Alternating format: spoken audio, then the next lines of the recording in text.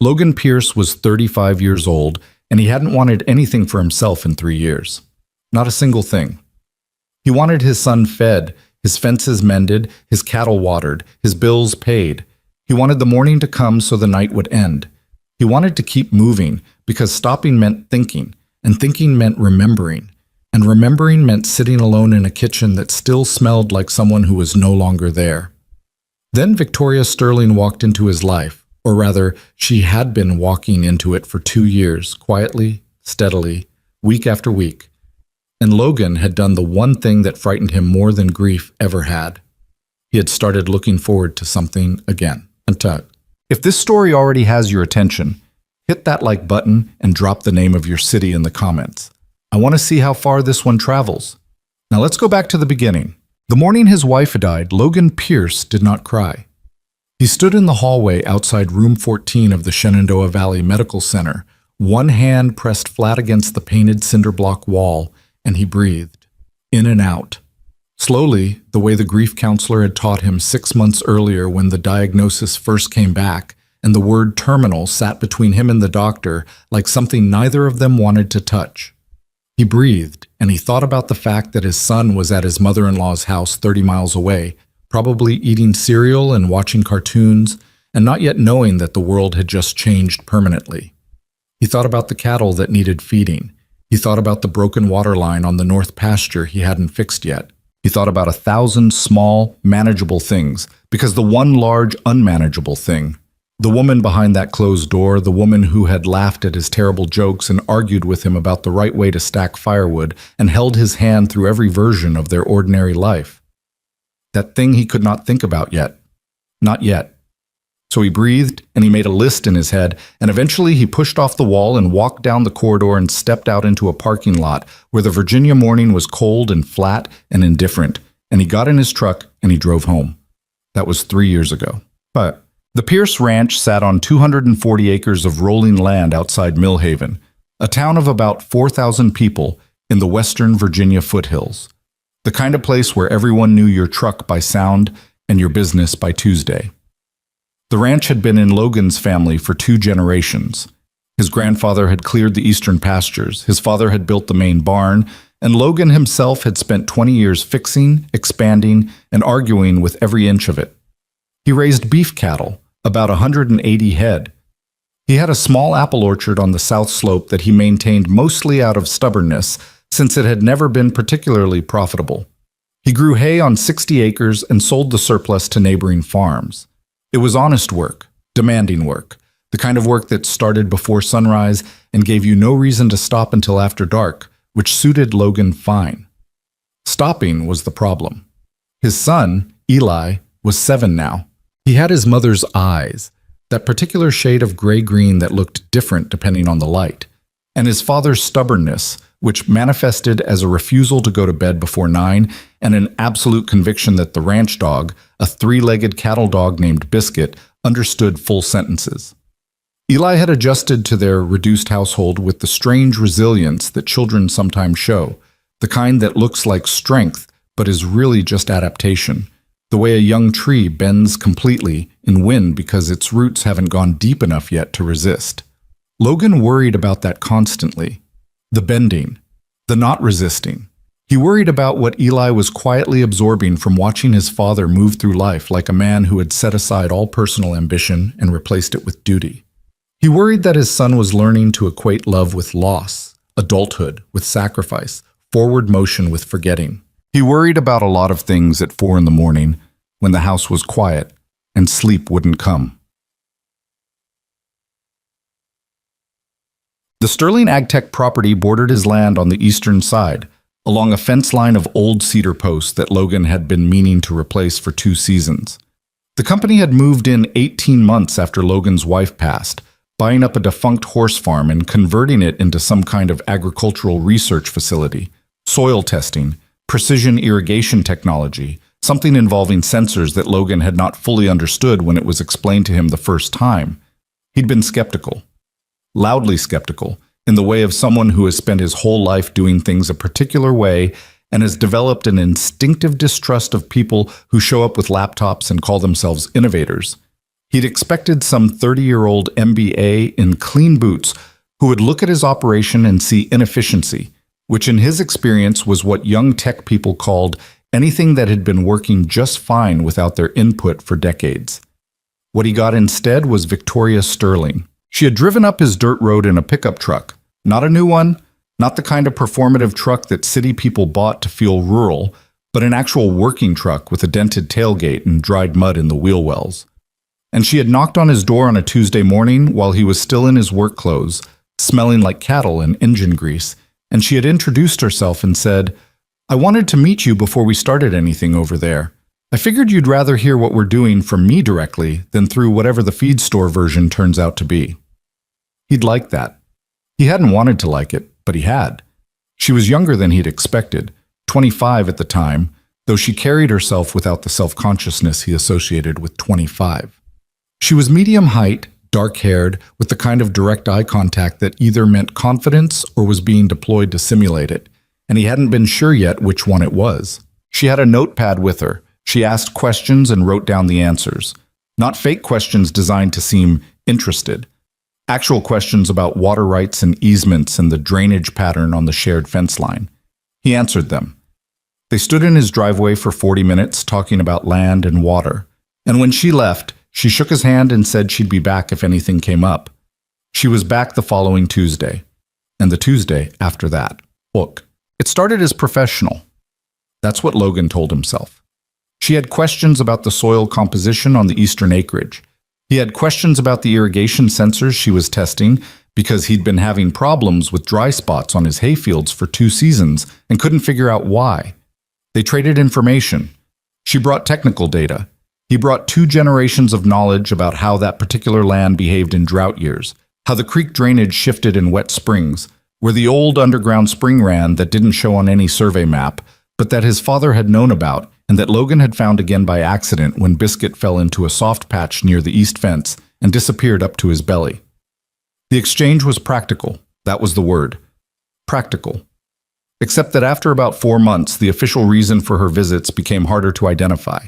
She started arriving Tuesday mornings and staying until noon. They would walk fence lines together or sit on the porch with coffee when it was raining, talking about things that had nothing to do with agriculture. Books she was reading, a podcast he'd been listening to while doing night checks, whether Eli's teacher this year was better than last year's. She was, significantly. Victoria had a way of listening that was rare in Logan's experience. She didn't wait for her turn to talk. She actually heard what he said, held it for a moment, and then responded to what he'd actually meant rather than just the surface of the words. Eli adored her from almost the beginning. That was the part Logan hadn't planned for. He had developed, without consciously developing it, a fairly systematic emotional distance from most people. Not coldness, exactly. He was liked in Millhaven. He had friends. He showed up for things. But a certain careful management of closeness, a habit of keeping the inner circle small enough that losing someone from it wouldn't be catastrophic. It was a reasonable adaptation to catastrophe. He was aware of it. He kept it in place anyway. But Eli had no such system.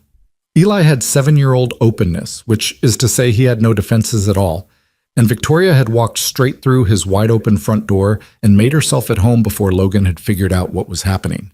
She showed Eli how to use a soil testing kit. She taught him to identify 3 species of hawk by their wingspans. She sat with him at the kitchen table one afternoon and helped him build a baking soda volcano for a school project. And Logan had watched from the doorway as his son laughed at something she said, a real laugh, not a performance, the kind that bent him forward and made him grab the table edge. And Logan had felt something crack open in his chest, some protected and long-sealed place, and he'd turned away fast and gone back out to the barn and spent an hour doing work that didn't need doing. He told himself it was gratitude. A neighbor being kind to his kid. That was all it was. Yeah. The problem with telling yourself something convincingly enough is that you can maintain it for a while. Months, even. Logan was good at it. He'd had practice. But there were moments, specific, unexpected, infuriatingly ordinary moments, when the story he was telling himself showed its seams. Like the Tuesday in February when she called ahead to say she might be late because she had a board meeting running over. and he found himself recalculating his morning around her arrival time without being aware he was doing it. Standing at the barn window at 10:15 checking the road, or the afternoon in March when she mentioned offhand that she'd been seeing someone briefly, a developer from Charlottesville, and it hadn't worked out. And Logan had spent the rest of that afternoon in a distinctly unfamiliar state of feeling that took him too long to recognize as relief. Or the Thursday in late April, not even a Tuesday, she'd come over to look at a drainage issue on the fence line, when she'd laughed at something and pushed her hair back from her face with the back of her wrist because her hands were muddy, and Logan had watched that completely unremarkable gesture and thought, with a clarity that alarmed him, "I'm in trouble." He did not examine that thought. He set it on a shelf in the back of his mind behind everything else, and put as much distance between himself and it as the daily requirements of his life would allow. Summer on the Pierce Ranch was not romantic. Logan was clear about this in his own mind whenever the inconvenient feelings threatened to become coherent. Summer was physical labor from dark to dark, was sweat and dust and machinery that broke at the worst possible times, was cattle that found holes in fences with a persistence that suggested malice. Summer was Eli out of school and underfoot and needing supervision while Logan was trying to work, with sunburned arms and aching shoulders and falling asleep in the kitchen chair with his boots still on at 8:30. Summer was not the time for feelings. Victoria came anyway. Tuesdays mostly, though the visits had become looser around the edges. Sometimes she texted ahead, sometimes she just appeared. She was building something in the adjacent facility, expanding the irrigation research into a broader soil health program, and she frequently needed to walk the shared fence line or discuss shared water access. There were real, legitimate reasons for her presence. Logan focused on those. He was very disciplined about it. She had started consulting him on business decisions, which he found both flattering and faintly bewildering, since his experience with business was strictly of the keep the books balanced and don't die variety. But she would sit at his kitchen table with her laptop and a coffee and talk through something she was working on, a vendor negotiation, a staffing question, a decision about where to direct the next phase of the company's development. And she genuinely seemed to want his perspective, not as some charming rural wisdom thing, but because she trusted his judgment. He'd figured that out around the third time it happened. She actually trusted what he thought. He found that harder to manage than any of the other inconvenient things. One evening in late July, they ended up on the porch after Eli was in bed, which was not something that had happened before, at least not intentionally. She'd stayed late because there'd been a problem with a piece of equipment on her side of the fence, and Logan had helped troubleshoot it. And by the time they'd resolved it, it was past 8, and he'd offered coffee without thinking, and she'd said yes without hesitating. And now they were sitting in the 2 old wooden chairs that had been on that porch since his father's time, watching the light go out of the western sky. "You ever think about leaving?" she asked. He looked at her. "This place?" "Virginia. The whole setup, starting over somewhere." "No," he said, and he meant it absolutely. "This is where I'm supposed to be." She was quiet for a moment, turning her coffee mug in both hands. "I think that's the thing I can't figure out about you," she said. "You're completely settled. I've never been somewhere that felt like where I was supposed to be. Not once in my life." "Where's closest?" She looked out toward the pasture where the cattle were settling for the night, moving in that slow, collective drift toward the creekside. "Here, honestly," she said, and she said it simply without particular emphasis, and Logan understood that she was not talking about Virginia. He said nothing. He became very interested in his coffee cup. September arrived and the apple orchard came into its brief annual usefulness, the trees heavy with fruit that Logan would harvest with Eli's unreliable assistance and sell at the Millhaven Farmers Market for 3 weekends running. It was one of the few operations on the ranch that Eli enthusiastically participated in, and Logan had learned to treat it as such, something between a harvest and a family tradition, not entirely efficient, not entirely for the money. On a Saturday morning in early September, he was in the orchard with Eli when he heard a car on the driveway. Not Victoria's truck, a different engine note, and he looked up to see a black SUV that he didn't recognize. "Who's that?" Eli asked. "Don't know," Logan said. The man who got out was around 30, well-dressed in the way that communicated money without looking like it was trying, and Logan had never seen him before. He introduced himself as Garrett Holloway. He was a business contact of Victoria's, he said. He had a meeting with her next door and had made a wrong turn. He was polite, apologetic, clearly comfortable in his own skin in the way that men with options tend to be. Logan directed him back to the road. He watched the SUV reverse down the driveway and thought nothing of it for about 4 minutes, and then he thought about it for the rest of the day. Victoria mentioned Garrett Holloway the following Tuesday in the way of someone who is not mentioning something on purpose. I had a meeting with a potential investor this week, she said, sitting across from him at the kitchen table. It ran long. Sorry I'm a little late. It's fine, Logan said. His name is Garrett Holloway. Do you know him? His family has land about 40 miles east. He came down my driveway last Saturday, Logan said. Wrong turn. God, I'm sorry about that. She made a face. He's interested in putting serious money into the company. It would be significant if it came through. That's good, Logan said. Yeah. She wrapped her hands around her mug. He's also been pretty clear that his interest is not entirely professional. Logan looked at her. She was looking at the table, which was unusual for Victoria. Meaning what? He said. Meaning he's asked me to dinner twice. She said it evenly, the way she said most things, without drama attached. I haven't given him an answer. Why not? She looked up then. The question hung in the kitchen for what felt like a long time. I'm not sure, she said. Logan nodded. He stood up and went to the counter and refilled his coffee, and while his back was to her, he closed his eyes for 1 second and stood very still and made himself very aware of exactly what he was about to do. He turned around. He sounds like a good match, he said. If the investment is solid and he seems like a decent person, that's not nothing, Victoria. She watched him for a moment. Her expression did something he couldn't read. Sure, she said. You're probably right. The Tuesday visits continued through the autumn, but something had shifted. Logan couldn't name it precisely. She was still there, still present, still bringing coffee and sitting with Eli and asking him real questions about the ranch. But there was a quality in her now, a slight careful distance that hadn't been there before. And Logan was aware of it the way you're aware of a change in barometric pressure before you understand what kind of weather it's bringing. He knew he'd put it there. He just told himself it was for the best. Garrett Holloway became a recurring name. Not often, not pushed, just present, the way significant things become present in conversation. The investor dinner had apparently happened. The investment discussions were continuing. Victoria mentioned him the way you mention something you're not sure what to do with. Logan listened. He asked reasonable, measured questions. He managed his expressions carefully. One afternoon in October, he watched Eli run across the yard toward Victoria's truck. When she pulled in, that full-speed, arms-out run that children do when they are genuinely happy to see someone, and Logan stood by the fence and felt something so acute and specific that he couldn't pretend it was anything other than what it was. He was in love with her. He'd been in love with her for a long time, probably, in the way that slow things become true.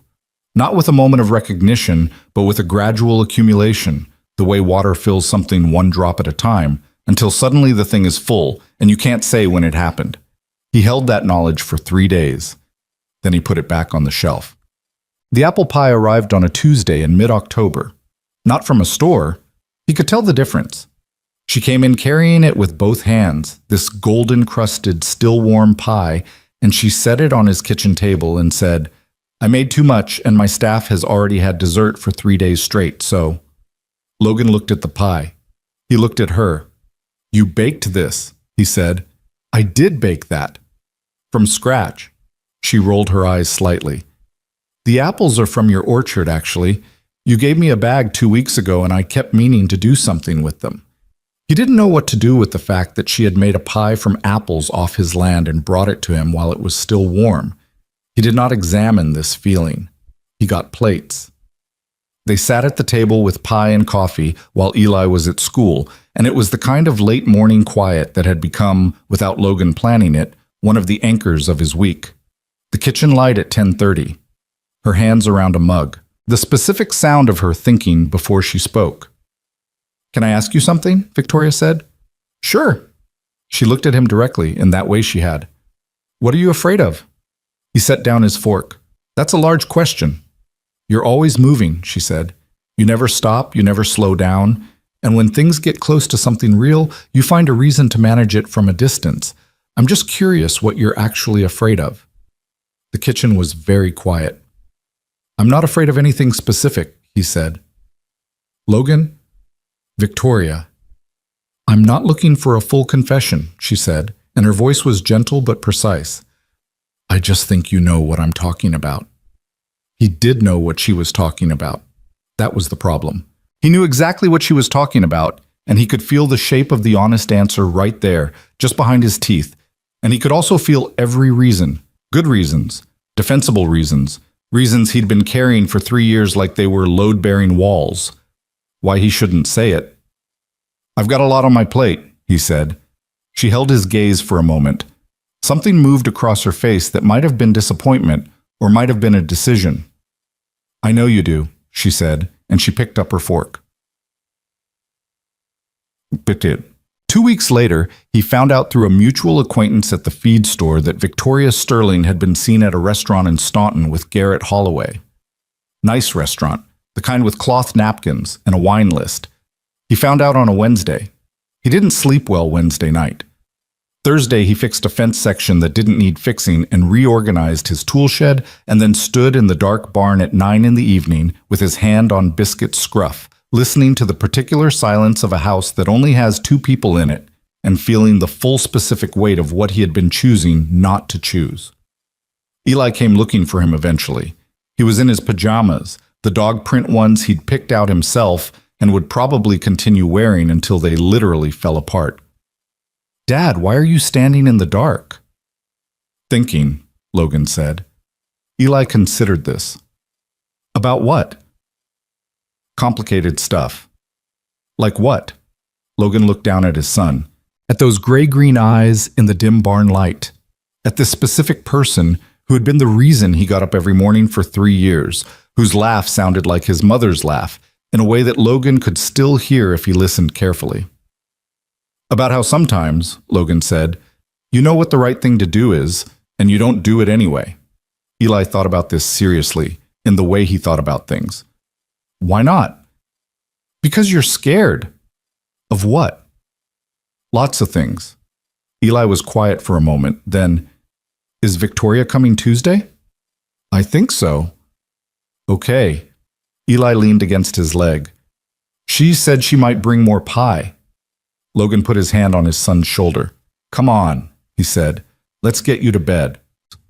He walked back to the house with his son's hand in his, and the night air was cold and smelled like fall, and the apple trees were bare now, and the darkness pressed against the edges of the porch light, and Logan Pierce stood in the doorway of his own house and looked at the dark eastern tree line where Victoria Sterling's facility lights were still on at 9 in the evening. He stood there a moment too long. Then he went inside. The Tuesday after that, she brought more pie. And she sat in the kitchen with him, and they talked about the winter maintenance schedule for the shared fence line and whether the new irrigation mapping she was running would be useful for his hayfields. And it was perfectly ordinary and perfectly pleasant, and underneath all of it was everything that wasn't being said, visible to both of them, neither one touching it. When she stood to leave, she picked up her jacket from the chair back and said, without looking at him, Garrett asked me to fly to New York with him next weekend. He's involved in some agricultural conference, and there's a dinner. Logan's hands were on the edge of the sink. He didn't turn around. That sounds like a good opportunity, he said. She was quiet for a moment. Does it? For the business? For visibility? Right. He heard her put on her jacket. I'll let you know what I decide. The door opened. The cold air came in briefly. Victoria, he said. She stopped. He could hear it in the silence, the pause, the held breath. He opened his mouth. All the real words were there, stacked up behind his tongue, ready to fall out if he let them. Drive safe, he said. The door closed. Logan stood at the sink for a long time, looking out the window at the empty driveway, at the tire tracks in the mud where her truck had been, at the bare apple trees on the south slope standing in the failing afternoon light like something that had been waiting all year to let go. He turned on the faucet. He washed his coffee cup. He stood there until the water ran cold. She went to New York. Logan found out the way he found out most things about Victoria that she didn't tell him directly. Through the small gaps in conversation, through what was absent rather than what was said. She didn't mention New York again after that Tuesday, and the following weekend her facility was dark both nights, the lights that he could see from his east pasture when he did the late check simply not there, and Logan walked back to the house in the cold and told himself he wasn't noticing. She texted him Sunday afternoon. Just one line. Back. Good trip. See you Tuesday. He read it standing in the barn. He put his phone back in his pocket. He spent the next 40 minutes fixing something that broke again 20 minutes after he fixed it, which felt about right. Tuesday came. She came. She brought coffee from the good place in Staunton, the drive-thru on Route 250 that she'd started stopping at on her way over sometime in the spring, and she handed him his black, no sugar. She'd had it memorized for months. And she sat down at the table and they talked about the winter, about a soil amendment program she was running on the East Acreage, about Eli's parent-teacher conference the week before. She didn't mention New York. He didn't ask. This was the pattern now, and both of them knew it, and neither of them named it, because naming it would require deciding something about it. Garrett is coming to look at the facility next week, she said, near the end of the visit, very casually, the way you say something you've been deciding how to say for 20 minutes. He's serious about the investment. It's a significant number. That's good, Logan said. It would let us expand the soil mapping program into 3 new counties, maybe more. She turned her mug in her hands. He's been good to talk to about the business direction. Good, Logan said. She looked at him. You keep saying good, because it is. Logan. Victoria, what do you want me to say? She held his gaze for a moment, and something passed through her expression that he recognized now. That particular flicker of someone waiting for you to be braver than you are and watching you not be. Nothing, she said. Never mind. Garrett Holloway came to the facility the following Wednesday, and Logan saw his car in the lot from the east fence line, where he was working on the cedar post replacement he'd been putting off since September. He didn't stop working. He kept his eyes on the fence. He was aware of exactly how much he was telling himself he wasn't paying attention. That evening, Eli asked if Victoria was coming tomorrow. Thursday? No, Logan said. She usually comes Tuesdays. Can we call her? What for? Eli shrugged with the elaborate casualness of a 7-year-old with a specific agenda. I found a hawk feather, a big one. She said to save them. You can tell her Tuesday. But what if it disappears by Tuesday?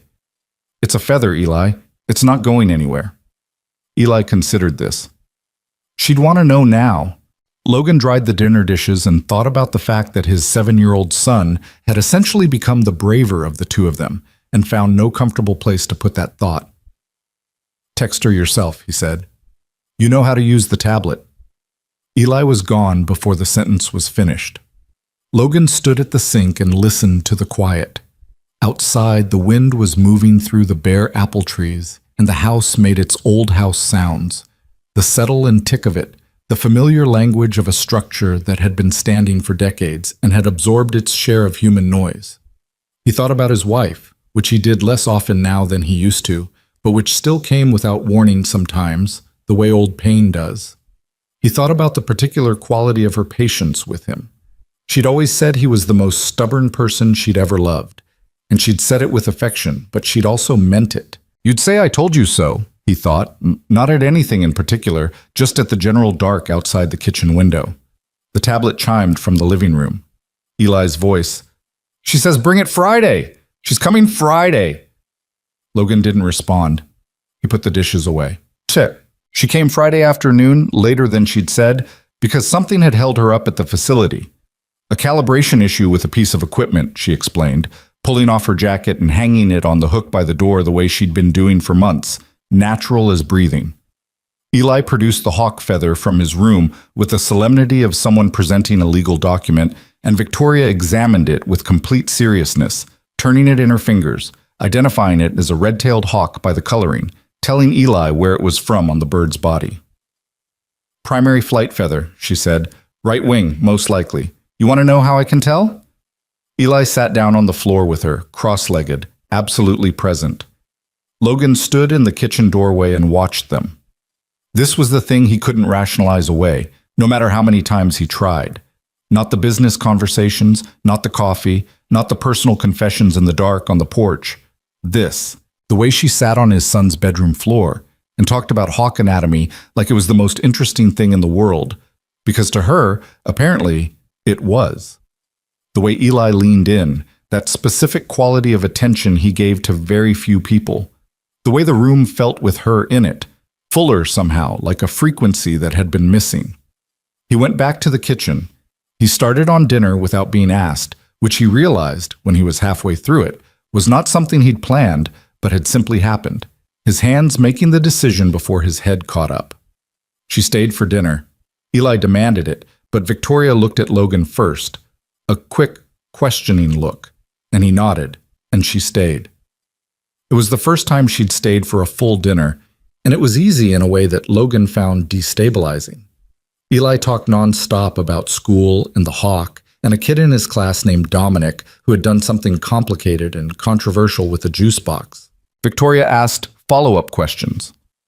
Logan cooked and listened and added things occasionally and refilled water glasses, and the whole thing had a quality he recognized from a long time ago, from a version of his life that had ended in a hospital corridor, and he held on to the edge of the counter briefly when his back was to the table because he needed something solid.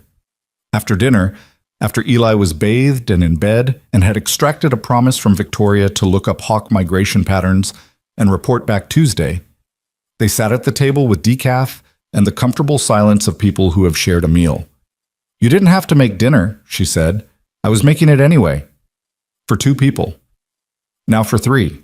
She smiled slightly into her mug. "He's a good kid, Logan." "I know. Not because of luck. That's work. Your work." He didn't say anything. He wasn't good at taking that kind of thing. The specific acknowledgement, the named observation.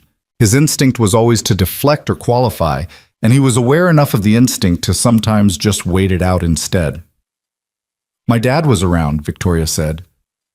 Technically, he ran a very large company, and he was very present in the way that men with important things to do are present, which is to say, you knew where he was and what he expected, but you didn't always know him. She paused. "I always thought I'd be terrible at the personal stuff. Too focused, too goal-oriented. My college roommate called me a machine, and she didn't mean it as a compliment." "You're not a machine," Logan said. I know that now." She looked at him. "I figured it out here, actually, watching you with Eli, watching what a home looks like when someone's actually trying." The kitchen was very quiet. "Victoria," he started. "You don't have to say anything," she said, and she said it gently, not as a shutdown, but as something genuine, a release of pressure. I'm not asking for anything. I'm just saying." He nodded. She finished her coffee. She got her jacket. She said goodnight and walked out to her truck. And Logan stood at the screen door and watched the taillights until they disappeared down the road.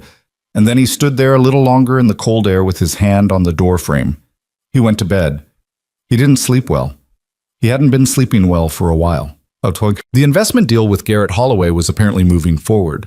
Victoria mentioned it without editorial, just the facts, the timeline, the parts of the company it would affect. Logan listened and asked operational questions, because those were the ones he knew how to ask. He didn't ask about the dinners. He didn't ask about New York. He didn't ask about whatever was developing between 2 young, successful, similarly aged people who had every practical reason to make sense together. He managed his expression. He was very good at this.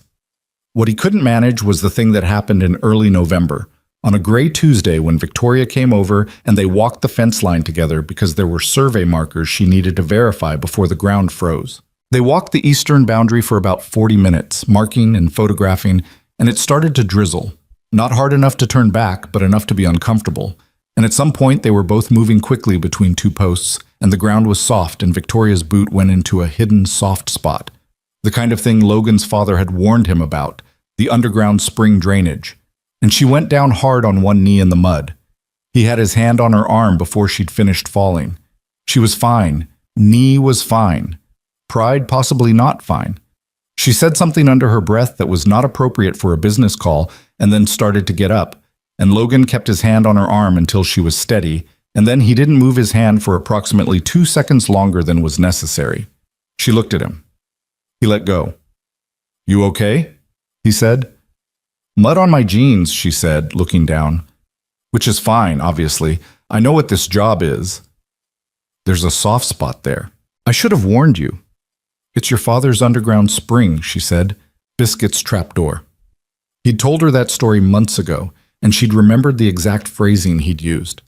Logan was aware of this in a way that settled somewhere in his chest like a warm stone. "Yeah," he said. They stood there in the drizzle for a moment. She had mud on her knee and her hair was damp, and she was looking at him with that direct, unguarded look she sometimes had when she'd stopped calculating how she was presenting herself. "Logan," she said. "Yeah." She opened her mouth. She closed it. She looked away toward the tree line and back. "Nothing," she said. "Let's finish the markers."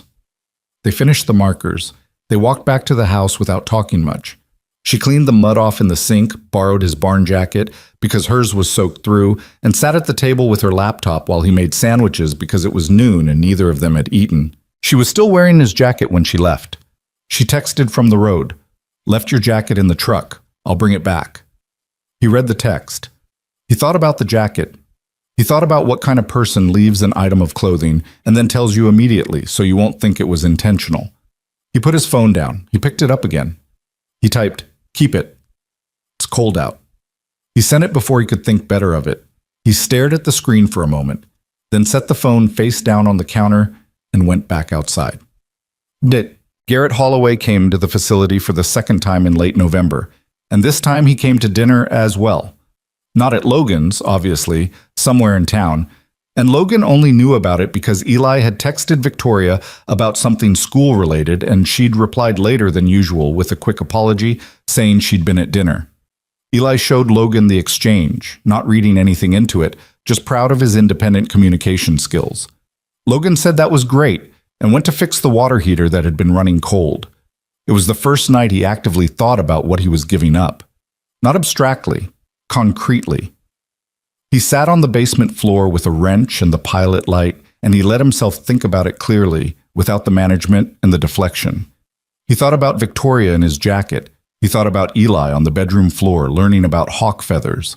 He thought about Friday dinners and Tuesday mornings and the specific weight of her attention, the way she asked him questions that assumed he had something worth hearing. He thought about what it would look like, practically, in the real world, if he stopped being afraid. He sat there for a while. The water heater made its sounds. Outside, the November wind pushed against the basement window. Then he thought about his son, who was 7 years old and had already lost one person, about what it would mean to bring someone into that equation and have it not work. About the 8-year difference that people in Millhaven would not fail to notice and would have opinions about. About his dead wife's picture on the dresser in the bedroom and whether moving forward meant something terrible about what came before. About the fact that he was 35 and his best years of feeling anything were probably not infinite. He fixed the water heater. He went upstairs. He heated up leftover chili for dinner and helped Eli with reading homework and got the whole evening done. And when Eli was asleep, he sat in the kitchen alone and thought about calling Victoria and saying, what exactly? He didn't call. He went to bed. December announced itself the way Virginia winters did. Not all at once, but through accumulation, the cold digging in a little deeper each week, the light going earlier, the pastures hardening underfoot. Logan's workload shifted with the season, less field work, more maintenance, more of the indoor tasks that winter forced upon you. He repaired equipment. He serviced the truck. He split firewood, which was one of those physical tasks that his body could do without much involvement from his mind, which had become a liability. Victoria's visits continued. They were the same, and they were different, and both of them knew it, and the gap between what was happening and what they were saying about what was happening had become large enough that Logan could feel it in the room, present as a third person. She was careful now in a way she hadn't been before. He noticed it in the small measurements of her, how she sat slightly further from him at the table than she used to, how she asked after Eli but let Eli come to her rather than reaching, how her phone was out more during visits than it had been, Garrett Holloway's name coming up at measured intervals, neither emphasized nor avoided. He noticed all of it. He continued to say nothing. One Tuesday in mid-December, she mentioned that Garrett had asked her to spend New Year's with his family in Richmond. His family had a property there. Large gathering, she said. Significant people. The kind of event that means something when you're invited. That's a real statement, Logan said. That's what I thought. She wasn't looking at him. She was looking at her coffee. I haven't decided. What are you waiting on? She looked up then, directly at him in that way she had that felt like she was asking a question with her eyes instead of her mouth. I don't know, she said. Maybe nothing. He nodded. He turned the conversation to the winter maintenance schedule on the shared fence line. He was organized and practical and covered the relevant points.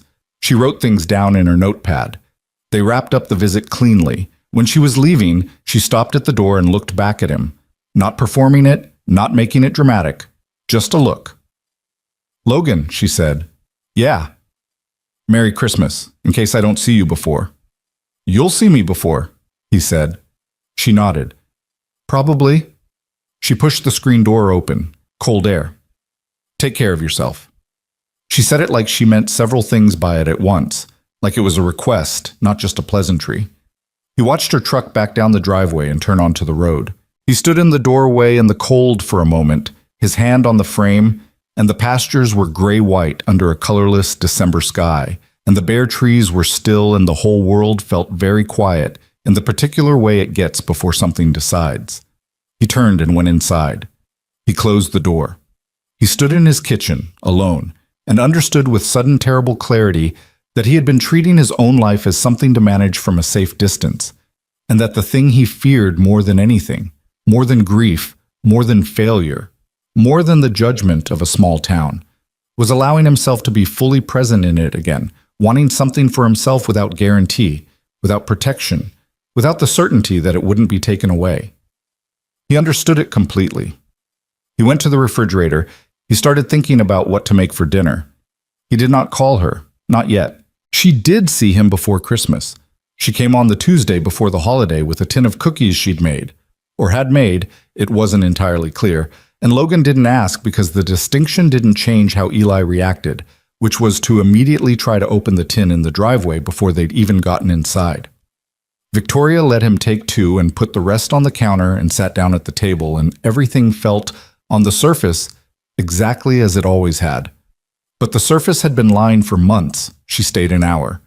She talked about the facility's winter shutdown schedule, about a paper her research team was submitting to an agricultural journal, about Eli's upcoming school holiday program that she'd remembered from a conversation 3 weeks prior, which she hadn't needed to remember, which she'd remembered anyway. She was warm and present and careful in that new way she'd developed, the slight managed distance, and Logan sat across from her and matched it. And the kitchen that had felt full a year ago now felt like two people being very polite around something neither of them was naming. When she stood to leave, she hugged Eli. A real hug, not a perfunctory one, the kind where you hold on for a second. And she told him to have a good Christmas, and Eli said she should come Christmas morning because they were having pancakes, and Victoria laughed and said she'd see, and Logan watched his son's face do the small thing it did when an adult said, "I'll see," and he understood it to mean probably not. At the door, she looked at Logan. "Richmond," she said. "I decided. I'm going." He nodded. "Good," he said. It came out flat. He didn't mean it flat, or maybe he did. Maybe he'd run out of the energy it took to make that word sound like he meant it, because he'd said it so many times in the last 2 months, and each time it cost something, and the account was getting low. She looked at him for a moment. Her expression did something careful. "Happy Christmas, Logan." "You too," he said. She left. He stood at the screen door. The truck disappeared. He turned around and Eli was watching him from the kitchen table with that particular expression children get when they are understanding something they don't have words for yet. "She's not coming Christmas morning," Eli said. "No, bud." "Why not?" "She's got other plans." Eli was quiet for a moment. Then, with the brutal clarity of someone who has not yet learned to filter, "Do you like her?" Logan crossed the kitchen. He refilled his coffee cup. "She's a good neighbor." "That's not what I asked." He looked at his son. Eli was looking back at him with those gray-green eyes, completely serious. "Go get ready for school," Logan said. Eli went, but he went slowly, which was its own kind of answer. Christmas passed. New Year's passed. Victoria was in Richmond, and the facility was dark, and the ranch was quiet. In the way that winter ranches are quiet, a productive quiet, a working quiet, but quiet nonetheless. Logan fed cattle in the dark each morning and came inside and made breakfast for Eli and got him off to school and spent the days on maintenance and repairs and the particular monotony of cold season ranch work that keeps your hands busy and leaves your mind too much room. He thought about her more than he intended to. Not in the way he used to manage thinking about her, not the quick acknowledgement and redirect, but genuinely, the way you think about someone when the management system has started to fail. He thought about specific things, the exact way she listened, the way she'd worn his barn jacket home and he'd found it in the truck cab the following Tuesday, folded, with a note that said, "Thank you" in her handwriting, which was the handwriting of someone who'd been taught to write properly and never quite lost the habit. The way she'd sat on Eli's floor with the hawk feather, the way she said his name when she was about to say something she'd been deciding about for a while. He thought about the New Year's gathering in Richmond and Garrett Holloway's family property and what it meant that a 27-year-old woman who ran her own company and had never needed anything from anyone was spending the holiday with a man's family. He thought about the fact that he had pushed her there, not directly.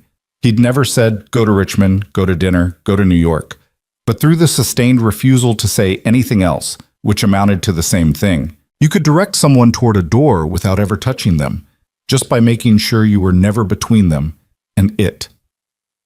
He was aware he'd done this.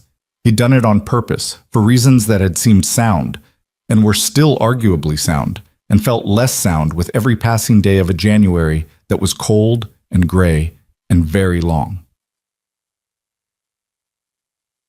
She came back the second Tuesday of January.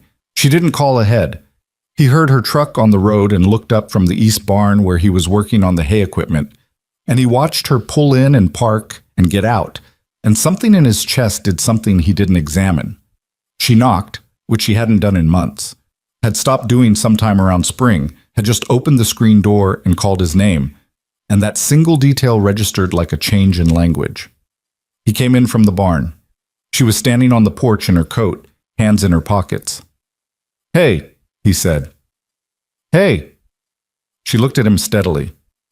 "I wanted to check in about the fence survey timing, before the ground thaws and we lose the markers." "Okay," he said. "Come in." "I'm fine here. It won't take long." She pulled out her phone, brought up a document. "We're looking at a February window for the county survey. I need to know if there are any sections of the eastern boundary where you have equipment access concerns." It was professional, brisk, correctly boundaried. Logan stood on his own porch in January and listened to her talk about survey markers and felt the distance like a physical measurement. "The northeast corner," he said. "There's a drainage issue in wet weather. Anything else should be accessible." "Good," she made a note. "I'll have the survey company contact you directly. They'll need 2 hours, maybe 3. "Fine." She put her phone in her pocket. She looked at him. "How was Richmond?" he said.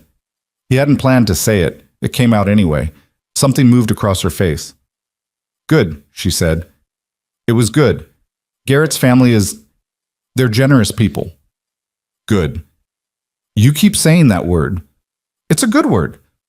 She looked at him for a moment. Her jaw shifted slightly, that small tell she had when she was deciding something. "I should get back," she said. She left without coffee, without the kitchen table, without the hour of conversation that had been the structure of every Tuesday for 2 years. Logan stood on the porch and watched her truck go, and the cold air sat against him, and he went back inside and stood in his kitchen, and the room felt different in a way he didn't know how to address. It felt like the beginning of an end that hadn't announced itself yet. February brought the survey crew and 2 weeks of contact that was purely logistical. Emails about property lines, a brief conversation at the shared fence about drainage markers, nothing more. Victoria's facility had staff he hadn't seen before, a winter research team, and they occasionally waved to him across the fence and he waved back, and that was the extent of it. The Tuesday visits had stopped. Not formally. There'd been no conversation, no declaration. They had simply not happened after the January porch exchange, and Logan had told himself each week that she was busy, that the survey was occupying her time, that it would resume naturally when things settled. By the third Tuesday, he stopped telling himself that. Eli noticed on week 2. Victoria didn't come, he said, on a Tuesday evening, standing in the kitchen doorway in his socks, stating it as a fact that required an explanation. She's been busy, Logan said. She's always busy. Eli came to the table and sat down. She still comes. She's got a lot going on with the survey and the winter research. Can I text her? Logan thought about this. Sure, he said. If you want. Eli texted. Victoria responded within 20 minutes. She always responded to Eli. Always. And from what Logan could see from across the kitchen, the exchange was warm and specific, and she asked about his science project and said she'd been meaning to send him information about hawk winter territories. She just didn't come on Tuesday, or the following Tuesday, or the one after that. Logan fixed things. He repaired the north pasture gate. He replaced 2 sections of roof on the equipment shed. He serviced all 4 pieces of hay equipment even though season was 2 months off. He split enough firewood to last through 2 winters. He was enormously productive in the way that people become when there is something they are not allowing themselves to think about, and the only available alternative is exhaustion. Biscuit followed him everywhere those weeks, which was what the dog did when he sensed something was wrong. 3-legged, arthritic in cold weather, slower than he used to be, but present. Always just at the edge of Logan's footsteps, the reliable weight of him. Logan talked to the dog more than he talked to most people that February. What? The confrontation came on a Thursday in early March, which was unexpected in its timing, though in retrospect nothing about it was unexpected at all. She called, which she hadn't done in weeks, texted sometimes, for logistics, but not called, and Logan was in the truck coming back from the feed store and picked up on the second ring. Are you busy? She said. Just driving. What's up? Can you come over to the facility? A pause. I want to talk to you. He pulled into the ranch driveway and sat in the truck for a minute after he hung up. Then he went inside, changed out of his feed-run clothes, and drove the half-mile down the road to the Sterling AgTech entrance. He'd been to the facility a handful of times over the years. Tours, technical discussions. Once, when a piece of her equipment had malfunctioned and he'd had tools she needed. It was a working space, functional and organized. Her particular version of intentional in everything the way she was intentional in everything. She met him in the front building, in a small conference room with a table and a whiteboard and a window that looked out over the research fields. She had coffee ready, which meant she'd thought about this, which meant it wasn't impulsive. She sat down. He sat across from her. I need to say something, she said. Okay. She had her hands flat on the table the way she held them when she was managing nerves. He knew this about her. He knew a lot of small specific things about her and had been filing them away for 2 years as though they were information rather than evidence. I've been trying to figure out how to do this gracefully, she said. And I've concluded that I'm not going to be able to, so I'm just going to say it directly. All right. I think I've been waiting for something from you for a long time. Her voice was steady. This was not easy for her, and she was making it look easier than it was, which was something he recognized because he did the same thing. I don't think it's fair to either of us for me to keep doing that, to keep showing up every week and hoping you'll say something different than what you always say. The room was quiet. What is it you've been hoping I'd say? Logan asked. She looked at him. Don't do that. I'm asking a genuine question. You know what I've been hoping. She leaned back slightly. And I think you've known for a long time. And I think you've been very deliberate about not saying it, for reasons I understand, some of which are real and some of which are things you've built into obstacles because it's easier than the alternative. Logan held her gaze. His hands were on the table too, and he noticed them there. And he thought about the distance between his hands and hers, which was about 2 feet. The age thing is real, he said. 8 years, she said. Logan, I run a company with 42 employees. I've been running it since I was 24. Don't tell me I don't understand what I'm doing because I'm 27. It's not about your competence. Then what is it about? He was quiet. Is it Eli? She said. Because I've thought about that too, and I want to be clear. I am not naive about what it means to be around a child who lost his mother. I'm not walking in there thinking it's simple. But Logan, I already love that kid. That ship has sailed. The question is not whether I'm attached to your son. The question is whether you're going to keep pretending that's a reason to push me away when it's actually the opposite. Logan said nothing. His jaw was tight. Is it her? Victoria said, and her voice dropped a register, and this was the one neither of them had ever said directly, and Logan felt it land somewhere in his sternum. Your wife. Is that what this is? Don't, he said. I'm not saying it to hurt you. I know that. Then tell me. He stood up. He went to the window. The research fields were brown and frost-edged, the soil preparation equipment parked in a line along the eastern edge, and beyond that was the fence line, and beyond that his land, the land that had been in his family for 2 generations, and that he had never once considered leaving. I'm 35 years old, he said. I've got a 7-year-old son. I've got a ranch that needs me every single day. I've got a life that's full. I've got no business. Stop. Her voice was quiet, but it stopped him. Stop reciting the list. I've heard the list, Logan. I know the list by heart at this point. I'm asking what you actually feel, not the list. He stood at the window. Outside, a crow landed on the fence post nearest the building and sat there, black and sharp against the gray March sky. I feel like I already lost the most important person in my life once, he said, and it nearly finished me. And I put myself back together for Eli, and I've kept it together for Eli. And the thing about putting yourself back together is you're very careful about what you let near the cracks. The room was quiet for a long time. When Victoria spoke again, her voice was different.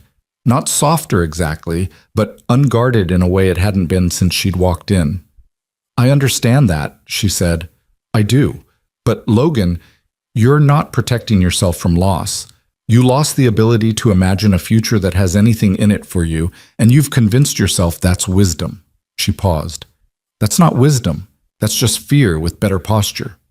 He turned around. She was looking at him with an expression that was not angry and not wounded and not performing anything, just direct and clear and a little tired in the way of someone who has been patient for a very long time. I'm not going to wait indefinitely, she said. That's not something I can do, and it's not something I'm willing to do. I respect you too much to pretend otherwise. She stood up. But I wanted you to know exactly what I think, because I didn't want to just disappear from your Tuesdays without you understanding why. Logan stood across the table from her. The distance between them was 8 feet now, maybe 9. Victoria, I'm not done. She said it without heat, just firmly. I've watched you push me toward Garrett for months. I know you've been doing it. I know why, or I think I know why, and maybe some of it is genuine concern for me, but some of it is also you giving yourself permission to close the door. She met his eyes. I can make my own decisions. I've been making my own decisions since I was 22, and I've been doing it reasonably well, so don't decide my future for me because you're afraid of yours. He didn't say anything. That's all, she said. I wanted to say it once to your face instead of just letting it dissolve. She picked up her pen from the table. The survey markers in the northeast corner. I'll flag them before the thaw so your crew doesn't disturb them. Back to business, clean and immediate. Logan stood there. The crow outside was gone. The window was just gray sky and brown fields. I'm sorry, he said. For what specifically? He thought about it. For being careful in a way that wasn't fair to you. She looked at him. Something passed through her expression, something not quite forgiving and not quite closed. Okay, she said. He left. He drove back to the ranch.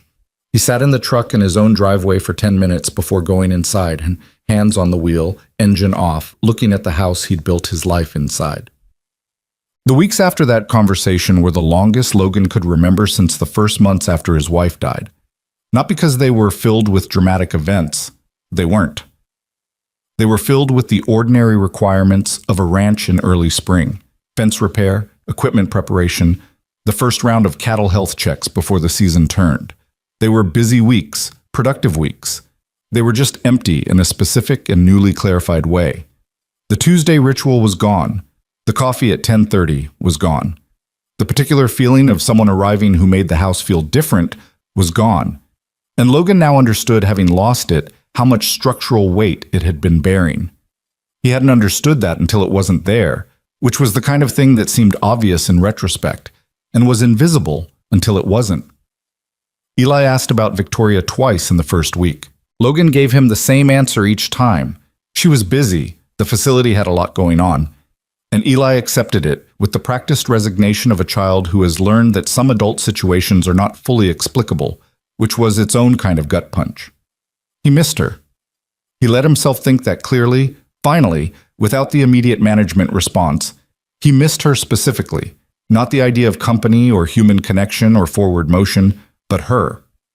The coffee she brought, the way she thought through problems out loud, the way she never let him get away with the surface answer when she'd asked a real question, the way his son's whole posture changed when her truck came down the driveway. One evening in late March, Logan went into Eli's room to say goodnight and found his son at the window, looking out toward the east fence line where the Sterling AgTech lights were on. "She's working late," Eli said. "Probably." "She works too much." She's building something," Logan said. Eli turned from the window. "Why don't you go talk to her?" "It's 9 o'clock, Eli." "So?" Logan sat on the edge of his son's bed. "It's complicated." "You always say that." "Because it's always true." Eli looked at him with those gray-green eyes in the low bedroom light, and Logan was struck, as he sometimes was, by the specific quality of his son's attention. Not a child's attention, something older, something that watched and retained and understood more than he showed. "Mom used to say you were stubborn," Eli said. Logan went very still. "She told Grandma once," Eli said, "on the phone. I heard her. She said you were the most stubborn person she'd ever loved." He said it simply, matter of fact, not as a weapon. "I remember because I looked up stubborn, and it means you don't change your mind even when you should." The room was very quiet. "Yeah," Logan said. "She was right about that." "So change your mind," Eli said, and lay down and pulled his blanket up. "Good night, Dad." Logan sat on the edge of the bed for a moment after his son's eyes closed. The east-facing window showed a thin line of light from the adjacent facility, steady against the dark. He sat there long enough that Eli's breathing evened out into sleep. Then he turned off the lamp and stood in the dark room and looked at that thin line of light and felt the full weight of everything he'd spent 3 years protecting himself from, and felt, for the first time in a very long time, that the protection might be costing more than the risk. He went to the kitchen. He stood at the counter. He picked up his phone and set it down and picked it up again. He didn't call. But for the first time, not calling felt like a choice he was making rather than a conclusion he'd already reached. And that distinction, small as it was, sat in him differently than anything had sat in a long time. Outside, the March wind moved through the bare apple trees. The light stayed on in the east. Logan stood in his kitchen until they went out. April came in cold and wet, the way Virginia's spring sometimes did, refusing the season until they were ready to give it.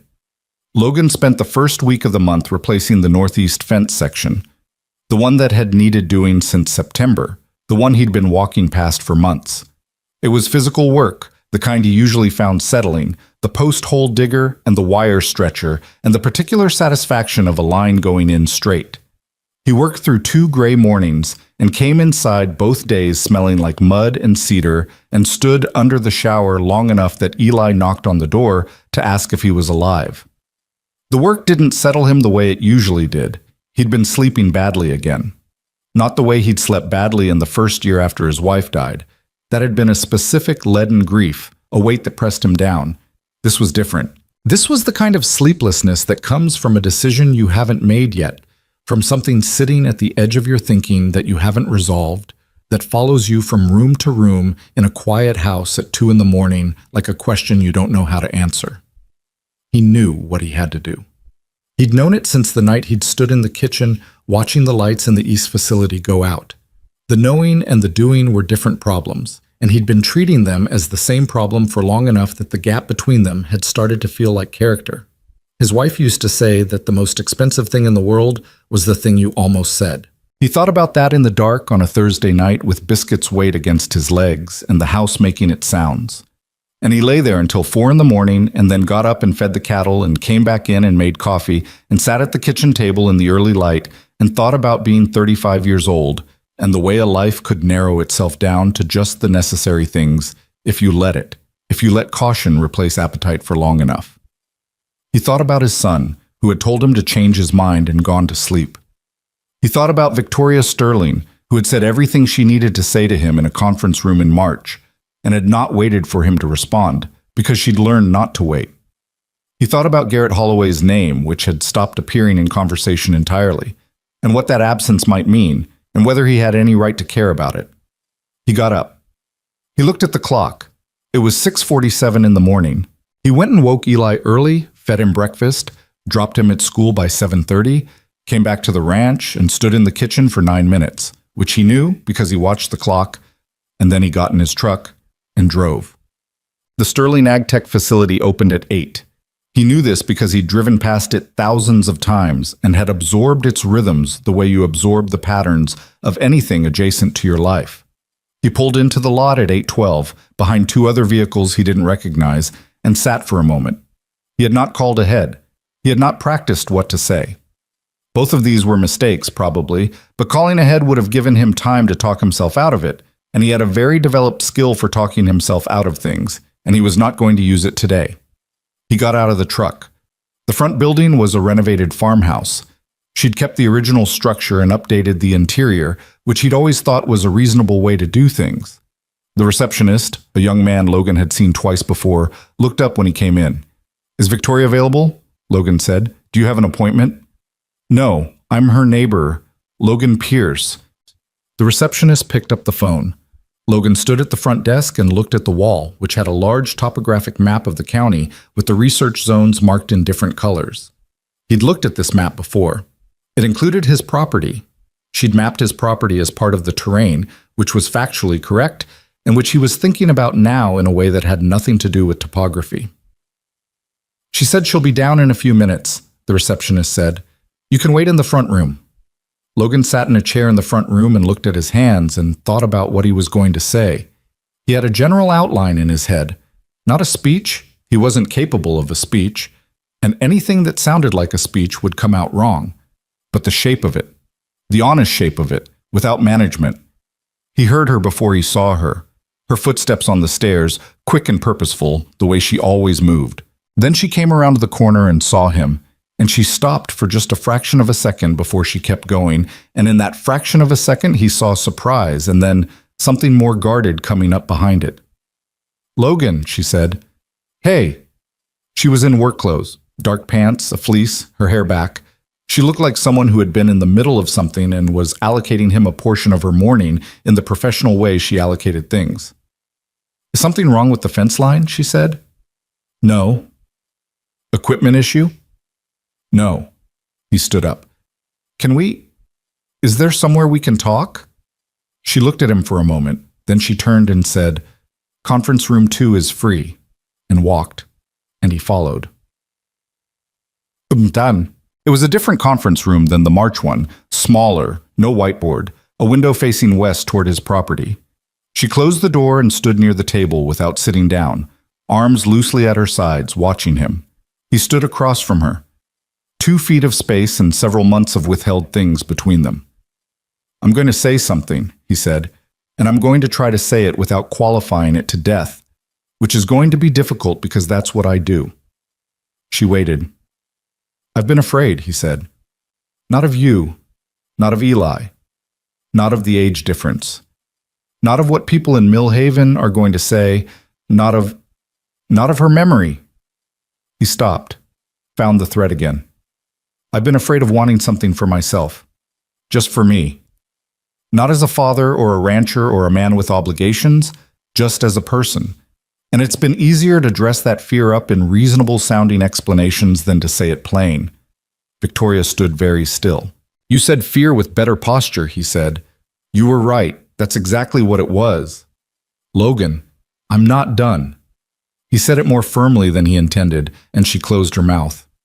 "I'm in love with you. I think I have been for a long time, and I think some part of me knew it and decided that was a problem to be managed rather than a truth to be, I don't know, lived in. He paused. I pushed you toward Garrett because I told myself it was the responsible thing to do, and some of that was real, but most of it was me giving myself permission to close the door before I had to walk through it, and that wasn't fair to you. You said that and you were right. She was looking at him with an expression he couldn't fully read. Not closed, not open, something in between, held. You also said you weren't going to wait indefinitely, he said, and I understand that. I'm not asking you to wait. I needed you to know that the things I said and didn't say were about me, not about you, not about whether you were enough. You were more than enough. You are more than enough. That's the whole problem. The room was quiet. Outside the west window, his pastures were just visible at the edge of the distance, the greening April fields, the line of cedar fence posts he'd just finished replacing, the south slope where the apple trees were starting to bud. Victoria looked at him for a long time, long enough that he couldn't tell what she was deciding. Are you done? She said. Yeah. Can I ask you something? Yes. Is any of this about Garrett? Her voice was level, not accusatory, genuinely asking. No, he said, and then, because she deserved the honest version. I care that he exists. I'm not going to pretend I don't. But this isn't about him. This is about me not wanting to live the next 30 years the way I've been living the last 3. She nodded slowly. She moved to the window and stood with her back to him for a moment, looking out. The last time we talked in a conference room, she said, I told you what I thought. I said what needed saying. She turned around. And then I waited, because I told myself you needed time. And a week became 2 weeks, and then a month, and I had to stop doing that. I had to stop building my schedule around whether you were going to say something. I know. Garrett is... She paused, chose words carefully. He's a decent person. He's been straightforward about what he wants, which is not nothing when you've been spending your time around someone who is very skilled at not saying what he wants. Logan held that. It was fair. He didn't flinch from it. I know, he said again, and I don't want to be a person who just redirects immediately toward whoever shows up and says the right thing at the right moment. She crossed her arms, not defensively, thinking, I need to know this is real. Not that you had a bad few weeks and I'm the comfortable, familiar option. Not that you're reacting to something. It's not that. How do I know that? He thought about it. He thought about the pie she'd made from his apples, and Eli on the floor with the hawk feather, and his barn jacket folded in her truck with a handwritten note, and 2 years of Tuesday mornings that had become the axis of his week without him acknowledging it until it was gone. You don't, he said. I can't prove it to you in a conference room. All I can tell you is what's true, and what's true is that I'm not here because I had a bad few weeks. I'm here because I spent 3 years treating my life like something to manage, and you spent 2 years making me want to do something else with it, and I didn't say it when I should have, and I'm saying it now, late, which is what I've got. She looked at him. Her expression had shifted again. That careful held thing had let something through. That's honest, she said. I'm trying. She uncrossed her arms. She was quiet for a moment, and Logan stood across the room and let her think, because he knew her well enough to know that she needed the full beat of a decision before she said it. I need to handle some things, she said finally. There are things I need to sort out. She said it directly, not as a deflection, an actual logistical statement. I need a few days. Okay, he said. I'm not saying no. I know. I'm saying bus, give me a few days. He nodded. He picked his jacket off the chair back. He looked at her once more, fully, not managing it. For what it's worth, he said, I know I don't deserve a few days. I know how long you've been patient. Stop, she said, not unkindly. Don't do the self-flagellation thing. It doesn't help. He almost smiled. It was so precisely her. The directness, the refusal to let him wallow, the identification of the next practical step. He'd missed that. He hadn't let himself think about exactly how much. He left. He drove back to the ranch in the April morning through the greening foothills and went straight to the barn and spent the rest of the day on work that was genuinely needed. And for the first time in months, the work was enough to carry him.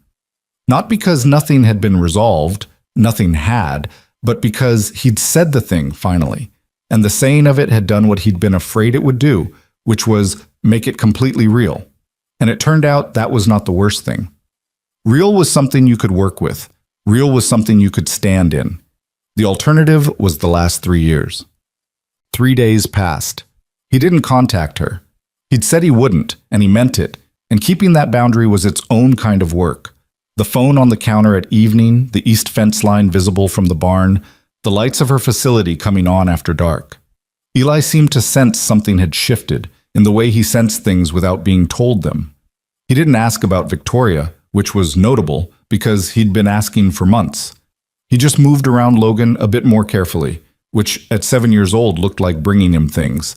A glass of water he hadn't asked for, a rock he'd found that looked like something, a drawing of the ranch that he said Logan could have if he wanted. Logan put the drawing on the refrigerator next to a school photo from September. On the evening of the second day, Logan went into the bedroom, his bedroom, the one he'd shared for 11 years and then hadn't, which he'd rearranged after she died and kept functional, but not really addressed in any meaningful way. And he opened the closet. He looked at what was still in it. There wasn't much. He'd moved her things to storage with her mother a year after, the right thing for both of them. But there were a few remnants, a scarf on the top shelf, a box of her books he'd meant to go through. He stood in the closet doorway for a while.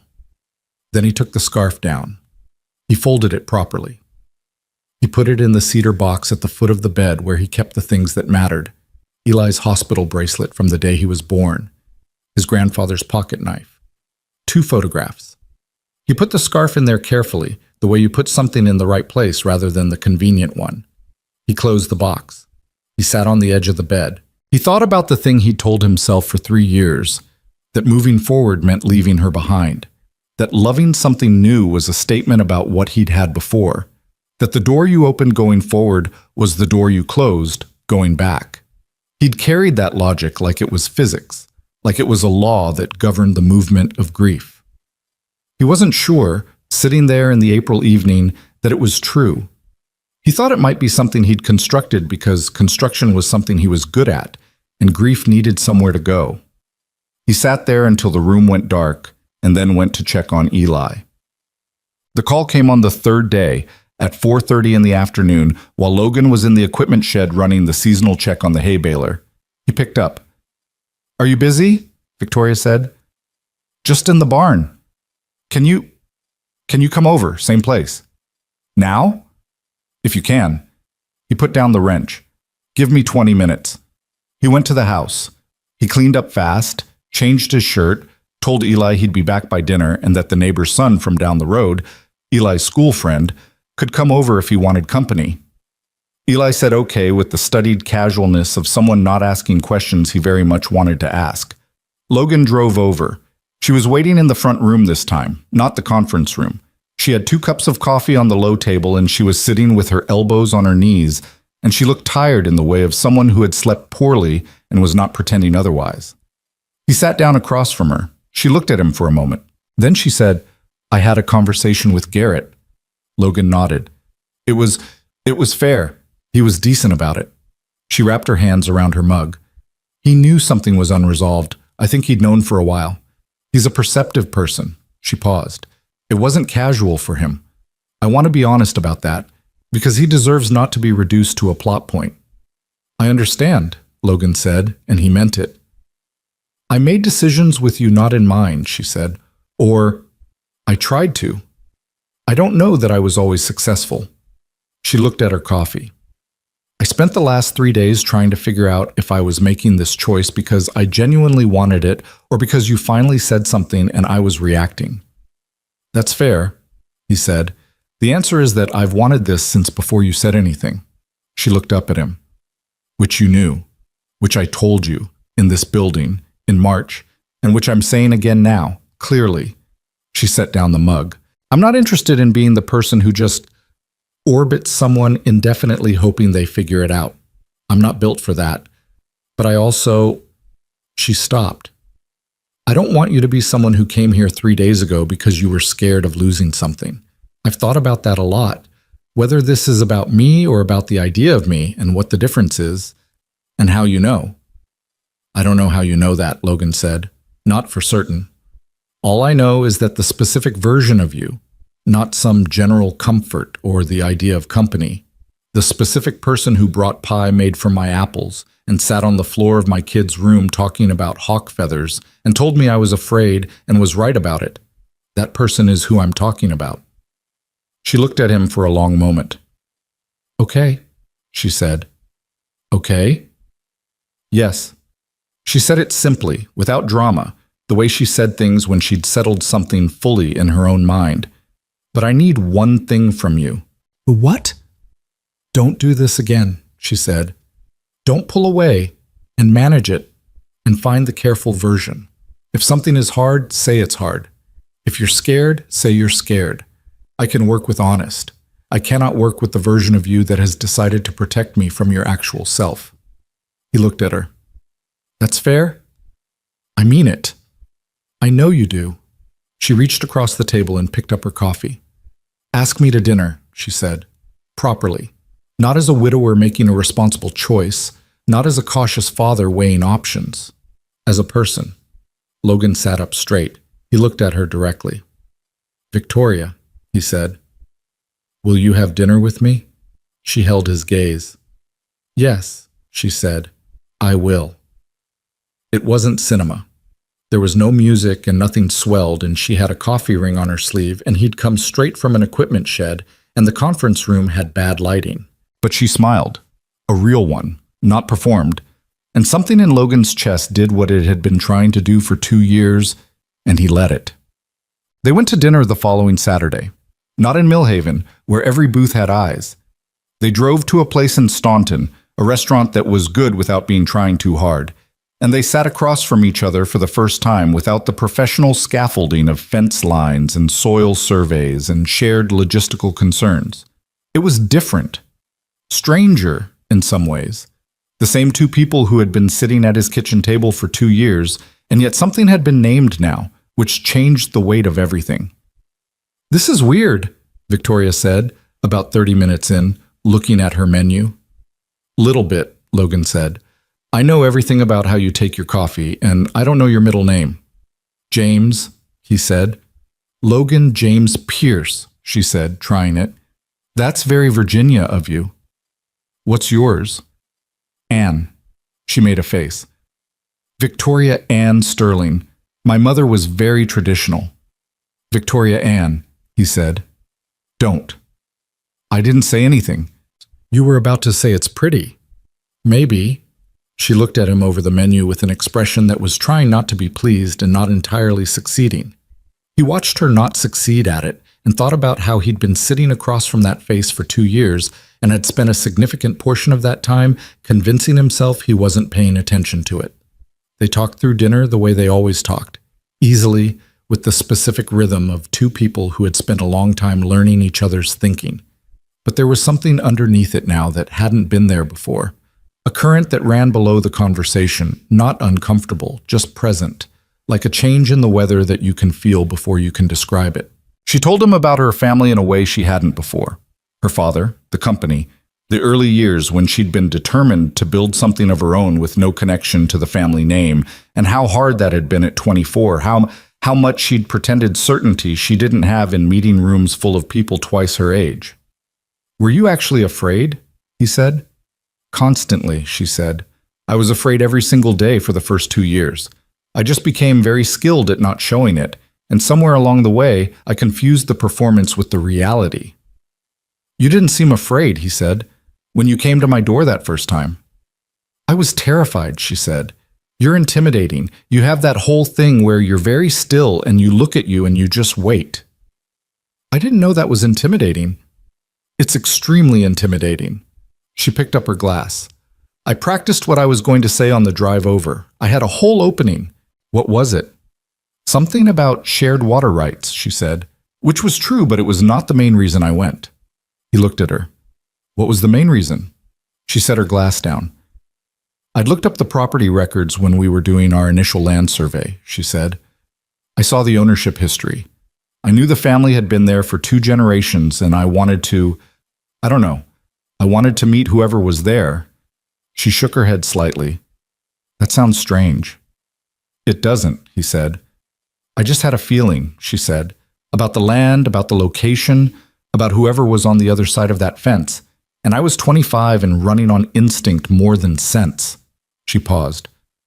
My instinct was right for what it's worth. Logan looked at her across the table in the restaurant light. This woman who had showed up at his door 4 years ago with a notepad and a direct gaze and worked her way into his life so gradually that he hadn't seen it happening until it was already done. And he thought about what she'd said, that her instinct had been right, and thought about all the time he'd spent arguing with his own. Mine was too, he said. She looked at him. My instinct, he said. From pretty early, I just spent a lot of time overruling it. You're telling me, she said.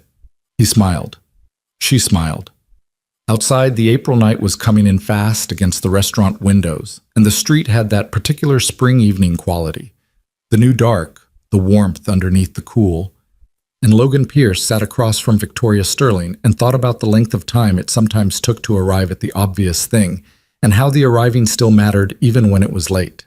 They stayed until the restaurant began to empty around them, which was longer than either of them had planned, and neither of them apologized for it. He drove her back to her facility. In the parking lot, the engine off, the dark quiet and the facility lights casting a thin light over everything, she turned toward him. Dinner was good, she said. Yeah, he said. It was. She looked at him for a moment, that direct, unguarded look. Then she leaned over and kissed him briefly, certain, the way she did everything when she'd decided it. And then she sat back and said, "Good night, Logan James," and got out of the truck and walked inside. He sat in the parking lot for a moment. He drove home. He came in through the back door and Eli was asleep and the house was quiet and the kitchen still had the coffee cups from that morning and the drawing on the refrigerator and the particular settled feeling of a house that has been a home for a long time. And Logan stood in the middle of it and felt, with a clarity he hadn't had in years, that he was exactly where he was supposed to be. He went to bed. He slept. Spring moved through Millhaven the way it always did. Slowly at first, and then all at once, the way things that have been held back too long tend to arrive. The apple trees on the south slope budded in the second week of April and were in full blossom by the end of the month, the way they'd been every year that Logan could remember, reliable as anything on the ranch, indifferent to whatever had been happening in the house below them. He'd always found something steadying in that. The trees doing their thing regardless, the cattle cycling through their seasons, the hayfields greening on schedule, the land keeping its own time while the people on it fumbled through theirs. He thought about that sometimes in those early weeks with Victoria, how the land had been here before him and would be here after, patient in a way that humans weren't built for, and how there was something instructive in that if you were paying attention. He was paying attention now. That was the change. That was the whole change, really. Not some dramatic transformation of character, not the sudden arrival of courage or wisdom or any of the things people in Millhaven would eventually assign to the story when they told it to each other. Just attention. He'd stopped managing his own life from a distance and started being present in it. And the difference between those two things was larger than he could have explained to anyone who hadn't lived on the wrong side of the distinction.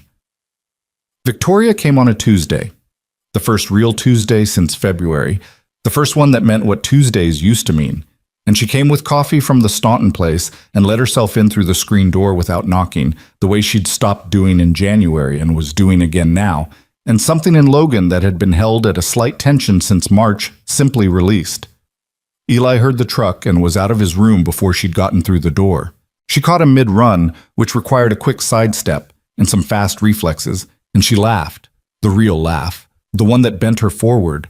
And Eli started talking immediately about a hawk he'd seen that morning over the east pasture, possible redtail, and Victoria crouched right there in the entryway, still holding the coffees, and listened to every word with her full face. Logan watched this from the kitchen doorway. He thought, there it is. What followed was not a movie version of falling in love. Logan would have been suspicious of a movie version. He was 35 years old with cattle to feed and equipment to maintain, and a 7-year-old who had opinions about everything and a ranch that made its needs known at inconvenient hours. And Victoria was building a company with 42 employees and a research program that operated on its own demanding schedule. And the reality of two people building something together inside all of that was not graceful. It was good. It was genuinely deeply good, but it was not graceful. They argued, for instance, about the North Pasture drainage in May, which started as a logistical disagreement about shared water management and became briefly something more pointed when Logan said she was overcomplicating a problem he'd been solving with simpler methods for 15 years. And she said that 15 years of a solution that didn't fully work was not actually an argument for the solution. And both of them went quiet for a moment, the way you do when someone has said something accurate that you didn't want to hear. He came around to her approach. He did it without making a production of it, just ordered the equipment she'd recommended and installed it in the first week of June and told her it was working better, which was true. She said, "You didn't have to admit that." "Yeah, I did," he said. She looked at him. "Why?" "Because you were right, and because if I want you to be honest with me, I've got to be honest with you. That's the whole thing." But she was quiet for a moment. Then she said, "That's the most direct thing you've ever said to me." "I'm working on it," he said. She kissed him in the equipment shed, which smelled like grease and hay, and the particular machine smell of a working ranch, and it was not romantic in any conventional sense, and Logan would remember it clearly for a long time. Millhaven noticed. Of course it did. A town of 4,000 people has a comprehensive awareness of its own population, and the sight of Victoria Sterling's truck in Logan Pierce's driveway on Tuesday mornings had been a feature of local observation for 2 years already. But there was a difference now, Saul, visible to anyone who was paying attention, in the quality of her presence there, and Millhaven was always paying attention. The feed store got there first, which Logan had expected. Dale Burrows, who ran the counter and had known Logan's family since his grandfather's time, mentioned it in the way that Millhaven mentioned things. Not directly, but adjacently, a comment about the Sterling AgTech expansion and how it was good for the valley, and a pause that lasted slightly too long. Logan said the expansion was going well, as far as he could tell. Dale nodded. Another pause. "She seems like good people," Dale said finally. "She is," Logan said. "Different from around here." "Yeah," Logan said. "She is." He paid for his supplies and loaded his truck. He was aware as he drove out of the parking lot of being observed from the store window, and he felt something he hadn't expected. Not defensiveness, not the preemptive management of other people's opinions that he'd imagined having to perform, just a clean absence of caring. He was 35 years old, and he had arrived, finally and at some cost, at something real. And what Dale Burrows thought about it from behind the feed store counter was genuinely not going to be part of the decision-making. That feeling, the lightness of it, the unexpected ease, was something he hadn't anticipated.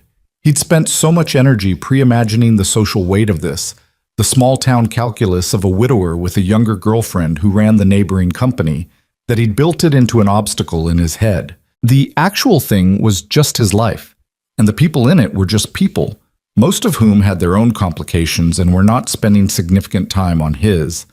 The ones who did, the 2 women at the elementary school who made a comment to another parent about the age difference, which got back to Logan through the elementary school's efficient gossip network. Those he acknowledged internally and then set aside. They didn't know Victoria. They knew a version of the story that had no texture. Victoria, when he told her, said, 8 years. I've been hearing about 8 years since we were walking fence lines. At some point, it's going to have to stop being a scandal and just be Tuesday. That's very reasonable, he said. I'm a very reasonable person, she said. You're a terrifying person, he said. You're reasonable and terrifying. She considered this. I'll accept that. Eli's adjustment was the thing Logan had worried most about, in the abstract, in the months when he'd been using his son as one of the reasons to stay still.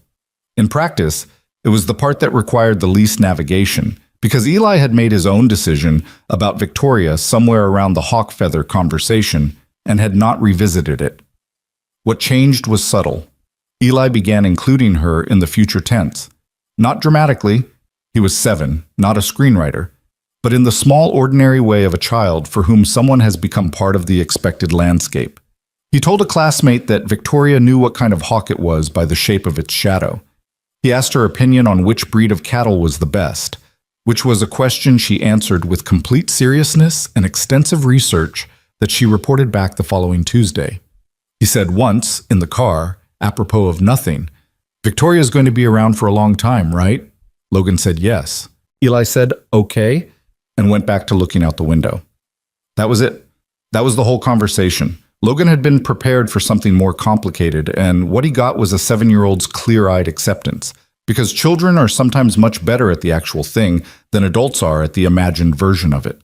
There were harder moments, too. A Sunday in June when Eli found a photograph, not one Logan had hidden, just one that had been in a drawer in the living room, and brought it to the kitchen and said quietly, "That's Mom." And Logan said yes, and they sat together at the table with the photograph between them and talked about her for the first time in months, in a way that was real rather than careful. Victoria was not there that Sunday. Logan had not managed this conversation around her schedule or her presence. It belonged to the two of them, to the specific private grief of a father and a son. And Logan understood now, in a way he hadn't before, that honoring what came before and building what came next were not competing projects. They were just different rooms in the same house. You could move between them. The walls didn't require you to choose. He put the photograph in the cedar box at the foot of the bed, with the scarf and Eli's hospital bracelet and his grandfather's pocket knife. He showed Eli what was in the box. He told him these were the things that mattered and that they'd stay there. Eli asked if he could put something in too.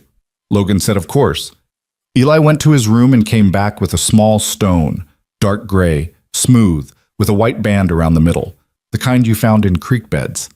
And he put it in the box carefully and said his mom had given it to him once on a walk, and he'd been keeping it in his sock drawer. They closed the box together. Logan held it together until Eli went back to his room, and then he sat at the kitchen table for a while by himself. And that was okay too. Grief didn't need to be finished to be livable. That was the thing he'd been learning slowly, the lesson that had taken 3 years to start and 2 more to arrive at. You didn't put grief somewhere. You made room for it alongside everything else. You let it be one of the true things rather than the only thing. Summer came in full, and with it the particular rhythm of a working ranch that had, quietly and without announcement, expanded its operations. The precision irrigation system Victoria's team had developed and refined through 2 years of research on the shared land, the sensors, the mapping, the soil health data, Logan had implemented on 60% of his hay acreage by July, with results that surprised even Victoria's projections. The dry spots that had plagued him for 2 seasons were gone. His yield numbers were up significantly. He'd added 12 head of cattle and had the pasture management to support them in a way he wouldn't have before. She'd never said, "I told you so." She'd looked at the yield data and said, "That's a good number," with the satisfaction of someone who had designed something and watched it work. And that had been the extent of it. He'd said, "I should have listened 2 years ago." She'd said, "You listened when you were ready. That's how it works." He thought about that often. Not just about the irrigation system. The business side had grown in ways neither of them had precisely planned. Other ranches in the county had started asking Logan questions about the sensors, about the soil mapping, about the results he was seeing, and Logan had directed them to Victoria, and Victoria had handled 3 new consulting contracts by August, 2 of them with operations significantly larger than Logan's. Sterling AgTech's profile in the Virginia agricultural community had shifted from interesting research operation to practical resource, and that shift had come in part from the walking proof of it on the other side of the fence. "You're my best case study," she told him one evening in August, sitting on the porch in the late light. "I'm your neighbor," he said. "Also my best case study. The two aren't mutually exclusive." "Do I get a cut?" She looked at him. "You get dinner." "That's a good deal," he said. She put her feet up on the porch rail. She'd started doing that, making herself at home in the specific physical way of someone who had stopped performing comfort and was just comfortable. And they sat in the August evening while Eli chased fireflies in the yard below with a mason jar and the particular determination of someone who had been failing at this for an hour and was not going to stop. He's going to get one, Victoria said. He won't, Logan said. He will. Watch him. He's figured out the pattern. Logan watched. Eli paused, waited. The jar went up and his face immediately lit with the uncomplicated victory of a child who has caught something alive. I'll be damned, Logan said. Victoria smiled. She didn't say anything, just watched Eli hold the jar up to look at the light inside, and her face had that quality it sometimes had when she thought no one was paying attention. Open, unguarded, something soft running underneath the directness that she kept mostly private. Logan was paying attention. He'd been paying attention for years, and he was not going to stop. But September came. The apple trees on the south slope were heavy again with fruit, the way they'd been every September of Logan's life. And he and Eli did the harvest the way they always did. Inefficiently, collaboratively, with Eli eating approximately 1 in every 5 apples before it reached the crate, and Logan pretending not to notice. Victoria came on harvest weekend. She had not been invited, specifically. There hadn't been a conversation where Logan said, "Come help with the apples." But she showed up Saturday morning with work gloves and the kind of sensible boots that suggested she'd thought about what she was coming to do, and Eli received her arrival as though it had always been part of the plan. She was not a natural apple harvester. She said so herself, cheerfully, after dropping the same branch twice and sending apples rolling down the slope toward the fence line, and Eli found this extremely funny, and Logan found himself laughing too, the kind of laugh that loosens something that had been held for a long time. "I run a company," she said, defending herself. "I have a research team. I understand soil composition at a granular level, and I cannot pick an apple without dropping it." "Hand-eye coordination," Logan said. "My hand-eye coordination is excellent. Not for apples. For other things." Eli looked between them and decided, correctly, that he didn't need to understand this exchange. They worked until noon and then sat in the shade at the edge of the orchard with sandwiches Logan had made that morning, the 3 of them in the September grass with the valley laid out below, and the sky that particular clear blue that September brings after it's decided to be autumn. And Logan looked at his son eating an apple he'd just picked, and at the woman beside him with grass on her jacket and the year around them, the fullness of it. And he thought about the morning 3 years ago when he'd stood in a hospital corridor and pressed his hand flat against the wall and told himself to keep moving. He had kept moving. He'd kept moving for so long in such a straight, efficient line that he'd almost moved past everything worth stopping for. He hadn't stopped in time, so much as been caught. After lunch, while Eli was occupied deeper in the orchard on a self-appointed mission to find the largest apple on any tree, Logan sat back against the trunk of an old apple tree and watched the valley. "I've been thinking," he said. Victoria, beside him, looked over. "About what?" "About how much time I wasted." "Don't," she said. "Not in a—" He looked for the words, "not in a self-punishing way. Just as a fact. I spent a long time building walls I called wisdom, and I almost let something real walk away from me because of it." He was quiet for a moment. "I think about what would have happened if you'd stopped coming, if you'd made the practical decision earlier." "I almost did," she said. "Twice." "I know. Once in the spring, when you pushed me toward Garrett the first time. I sat in my car in my own parking lot and thought, this is not a healthy thing to keep doing." She looked at the valley. "And once after the conference room conversation in March, I thought, I've said it, I've said all of it. If he doesn't move from here, then this is a closed question." "What kept you?" he said. She was quiet for a moment. "You came back the next morning," she said. "You fixed a thing on your fence line, and I watched you from the second-floor window, and I thought, whatever else he is, he's not someone who stops showing up for things. And I decided that was worth one more conversation." Logan looked at her. "I didn't know you saw me," he said. "I wasn't going to tell you," she said, "but it's the truth." He thought about that, about being watched through a second-floor window on an April morning, fixing fence posts, with no idea that anything hung on it.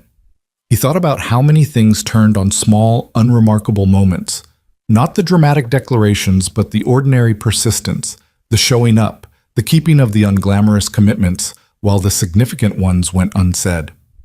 "I'm glad you stayed," he said. "So am I," she said. She leaned against his shoulder, not dramatically, just settling into the available space. Most days. Most days? You're very stubborn, she said. I've been told. By everyone who's ever met you, I imagine. My wife used to say it. He said it plainly, without flinching from it, which was the new way he had of doing this. Not performing ease, but not avoiding it either. Said I was the most stubborn person she'd ever loved. She was right, Victoria said. And I understand why she loved you anyway.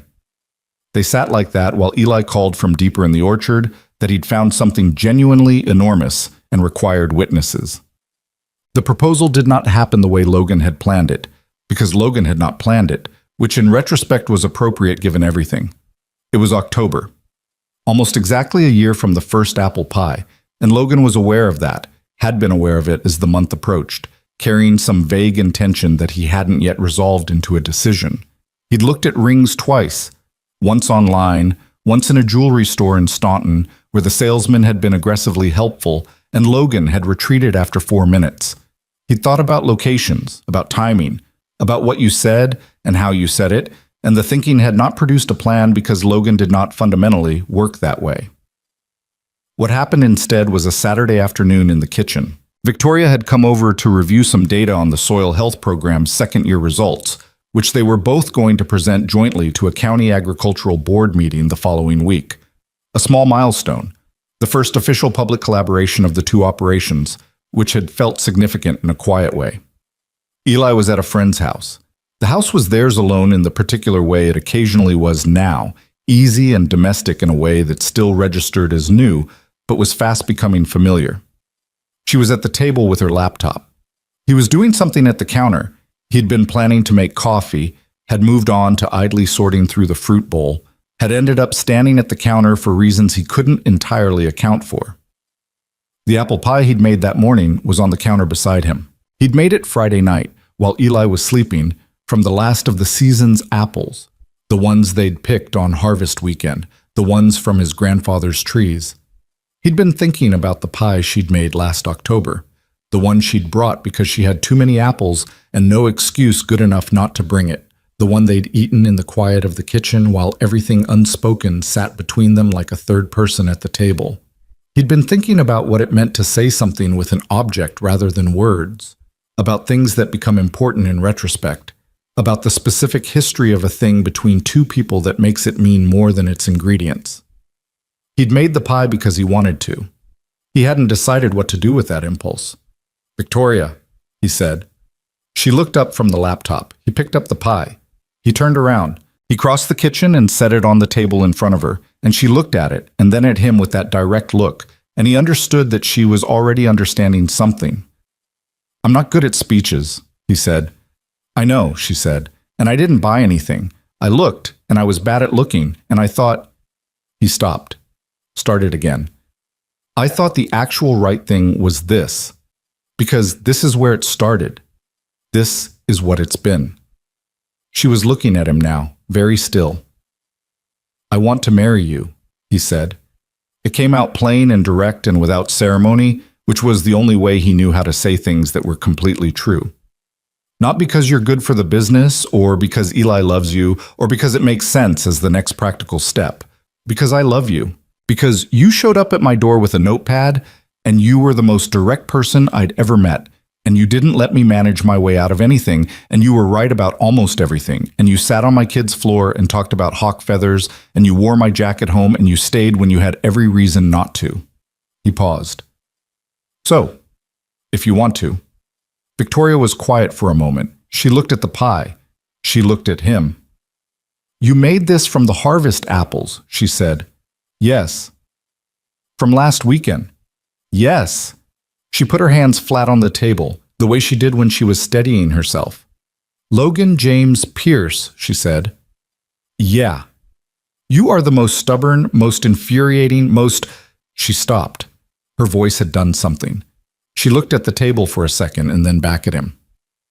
"Yes," she said. "Obviously, yes." He exhaled.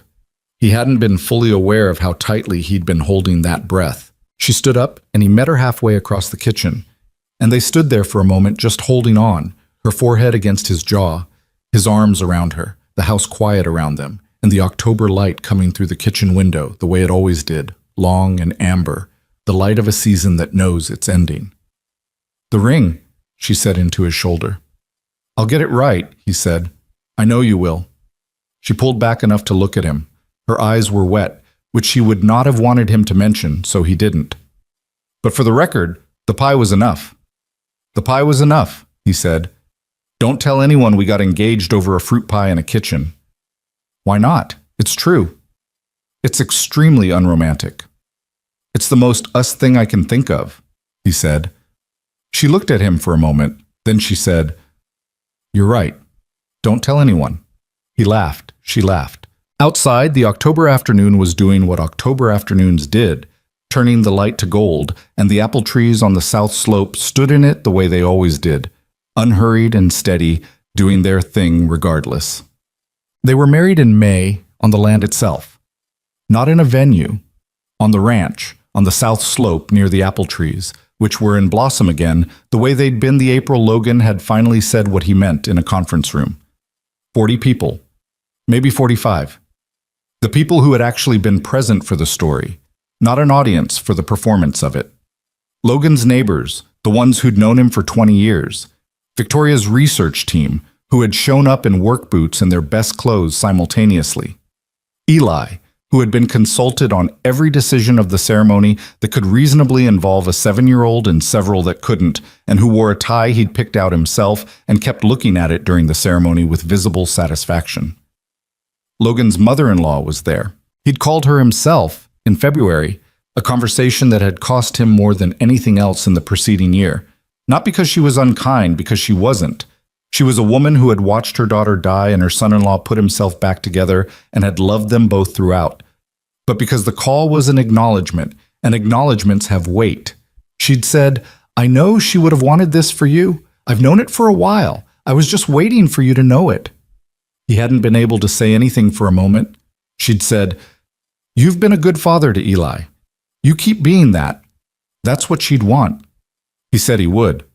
At the ceremony, such as it was, no officiant, just the words, the two of them on the slope with the orchard behind them in the valley below, Logan said the things he'd been practicing in his head for weeks, and then abandoned in the moment in favor of the real version, which was shorter and less polished and more true.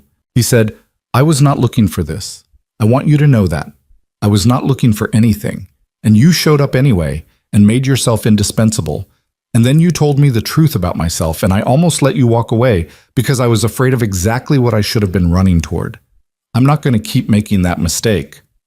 You are one of the best things in my life, and I'm aware of that every day."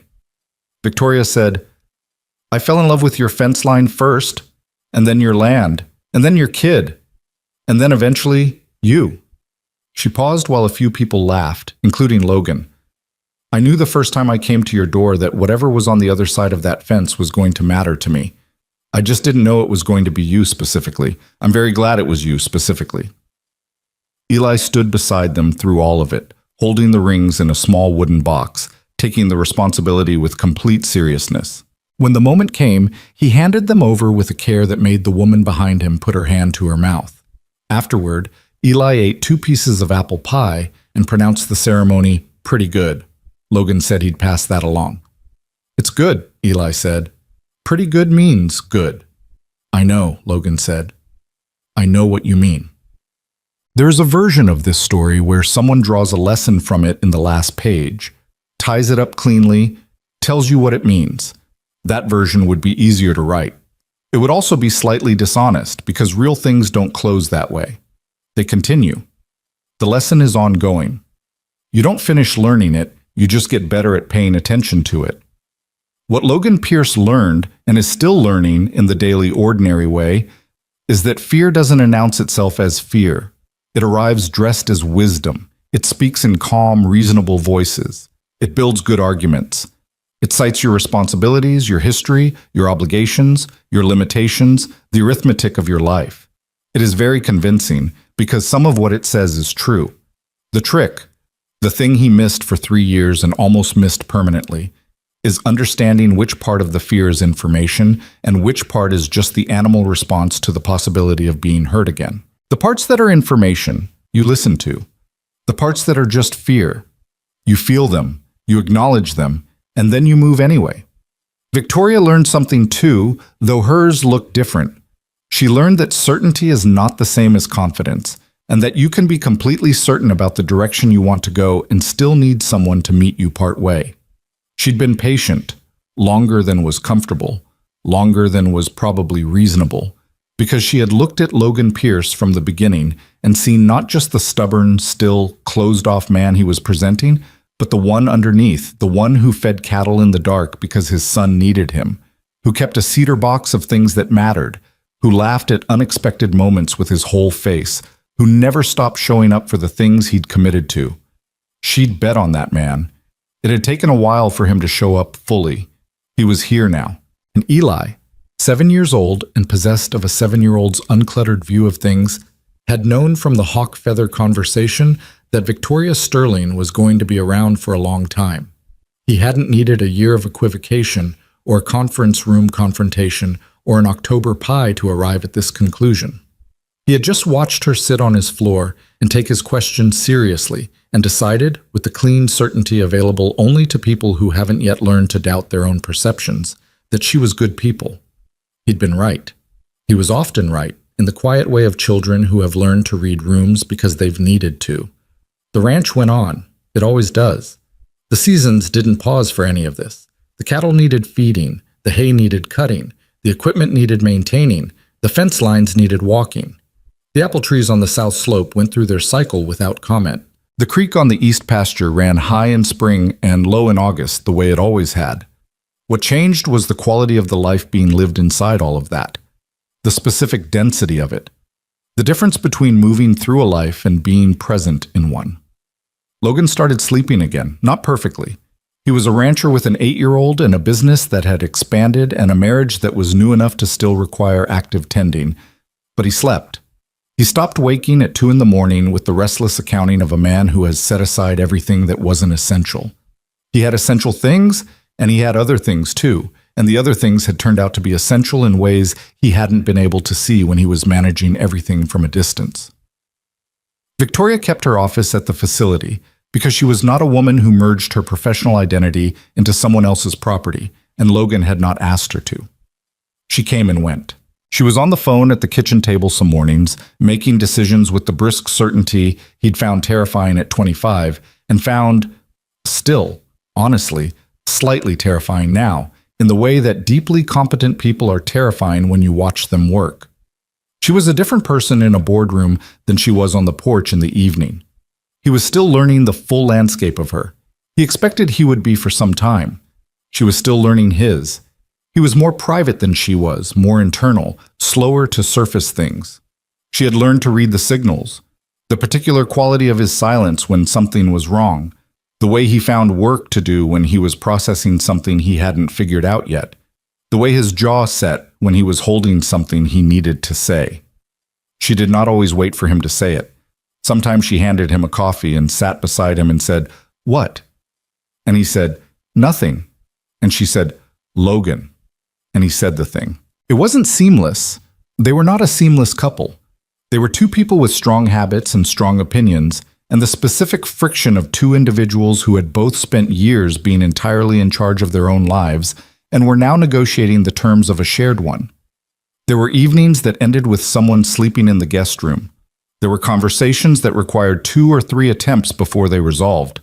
There were moments when Logan's silence lasted too long and Victoria's directness came out too sharp, and both of them had to sit with the discomfort of having handled something imperfectly. What held was the thing underneath all of it, the specific chosen commitment to honesty that Victoria had named in that conference room in April, that Logan had agreed to and was keeping. Not perfectly, but genuinely.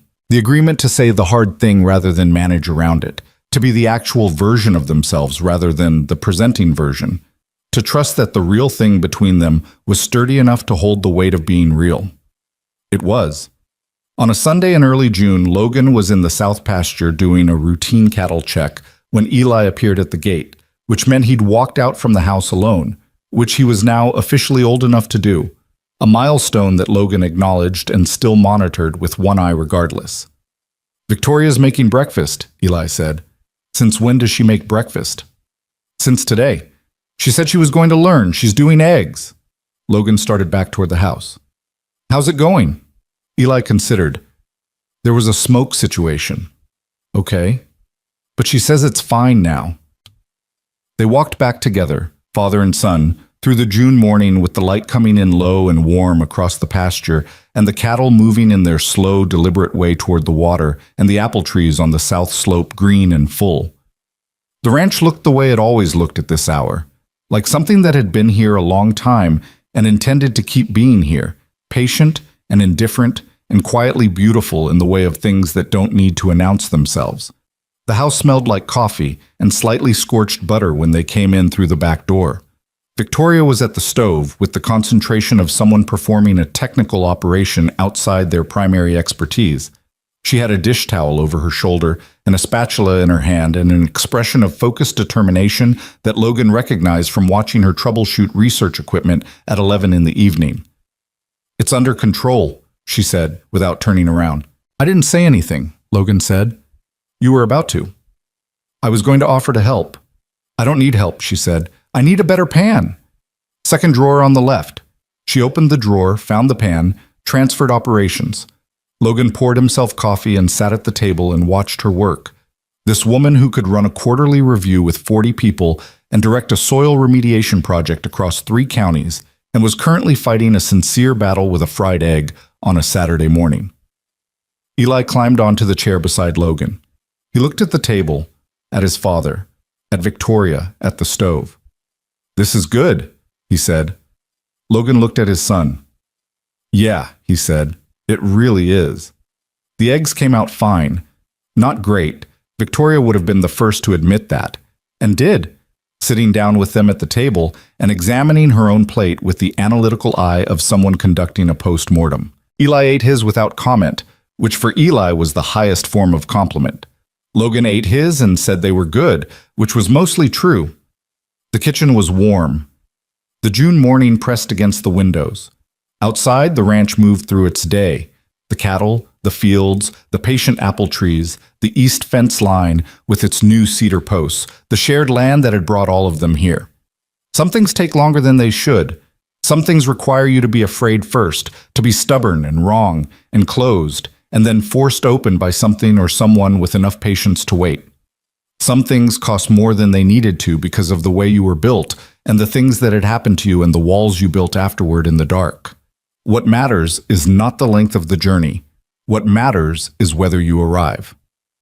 Logan Pierce had arrived. Late, stubborn, still imperfect in all the ways he'd always been imperfect, and present, fully, finally, without management, in the life that had been waiting for him to show up.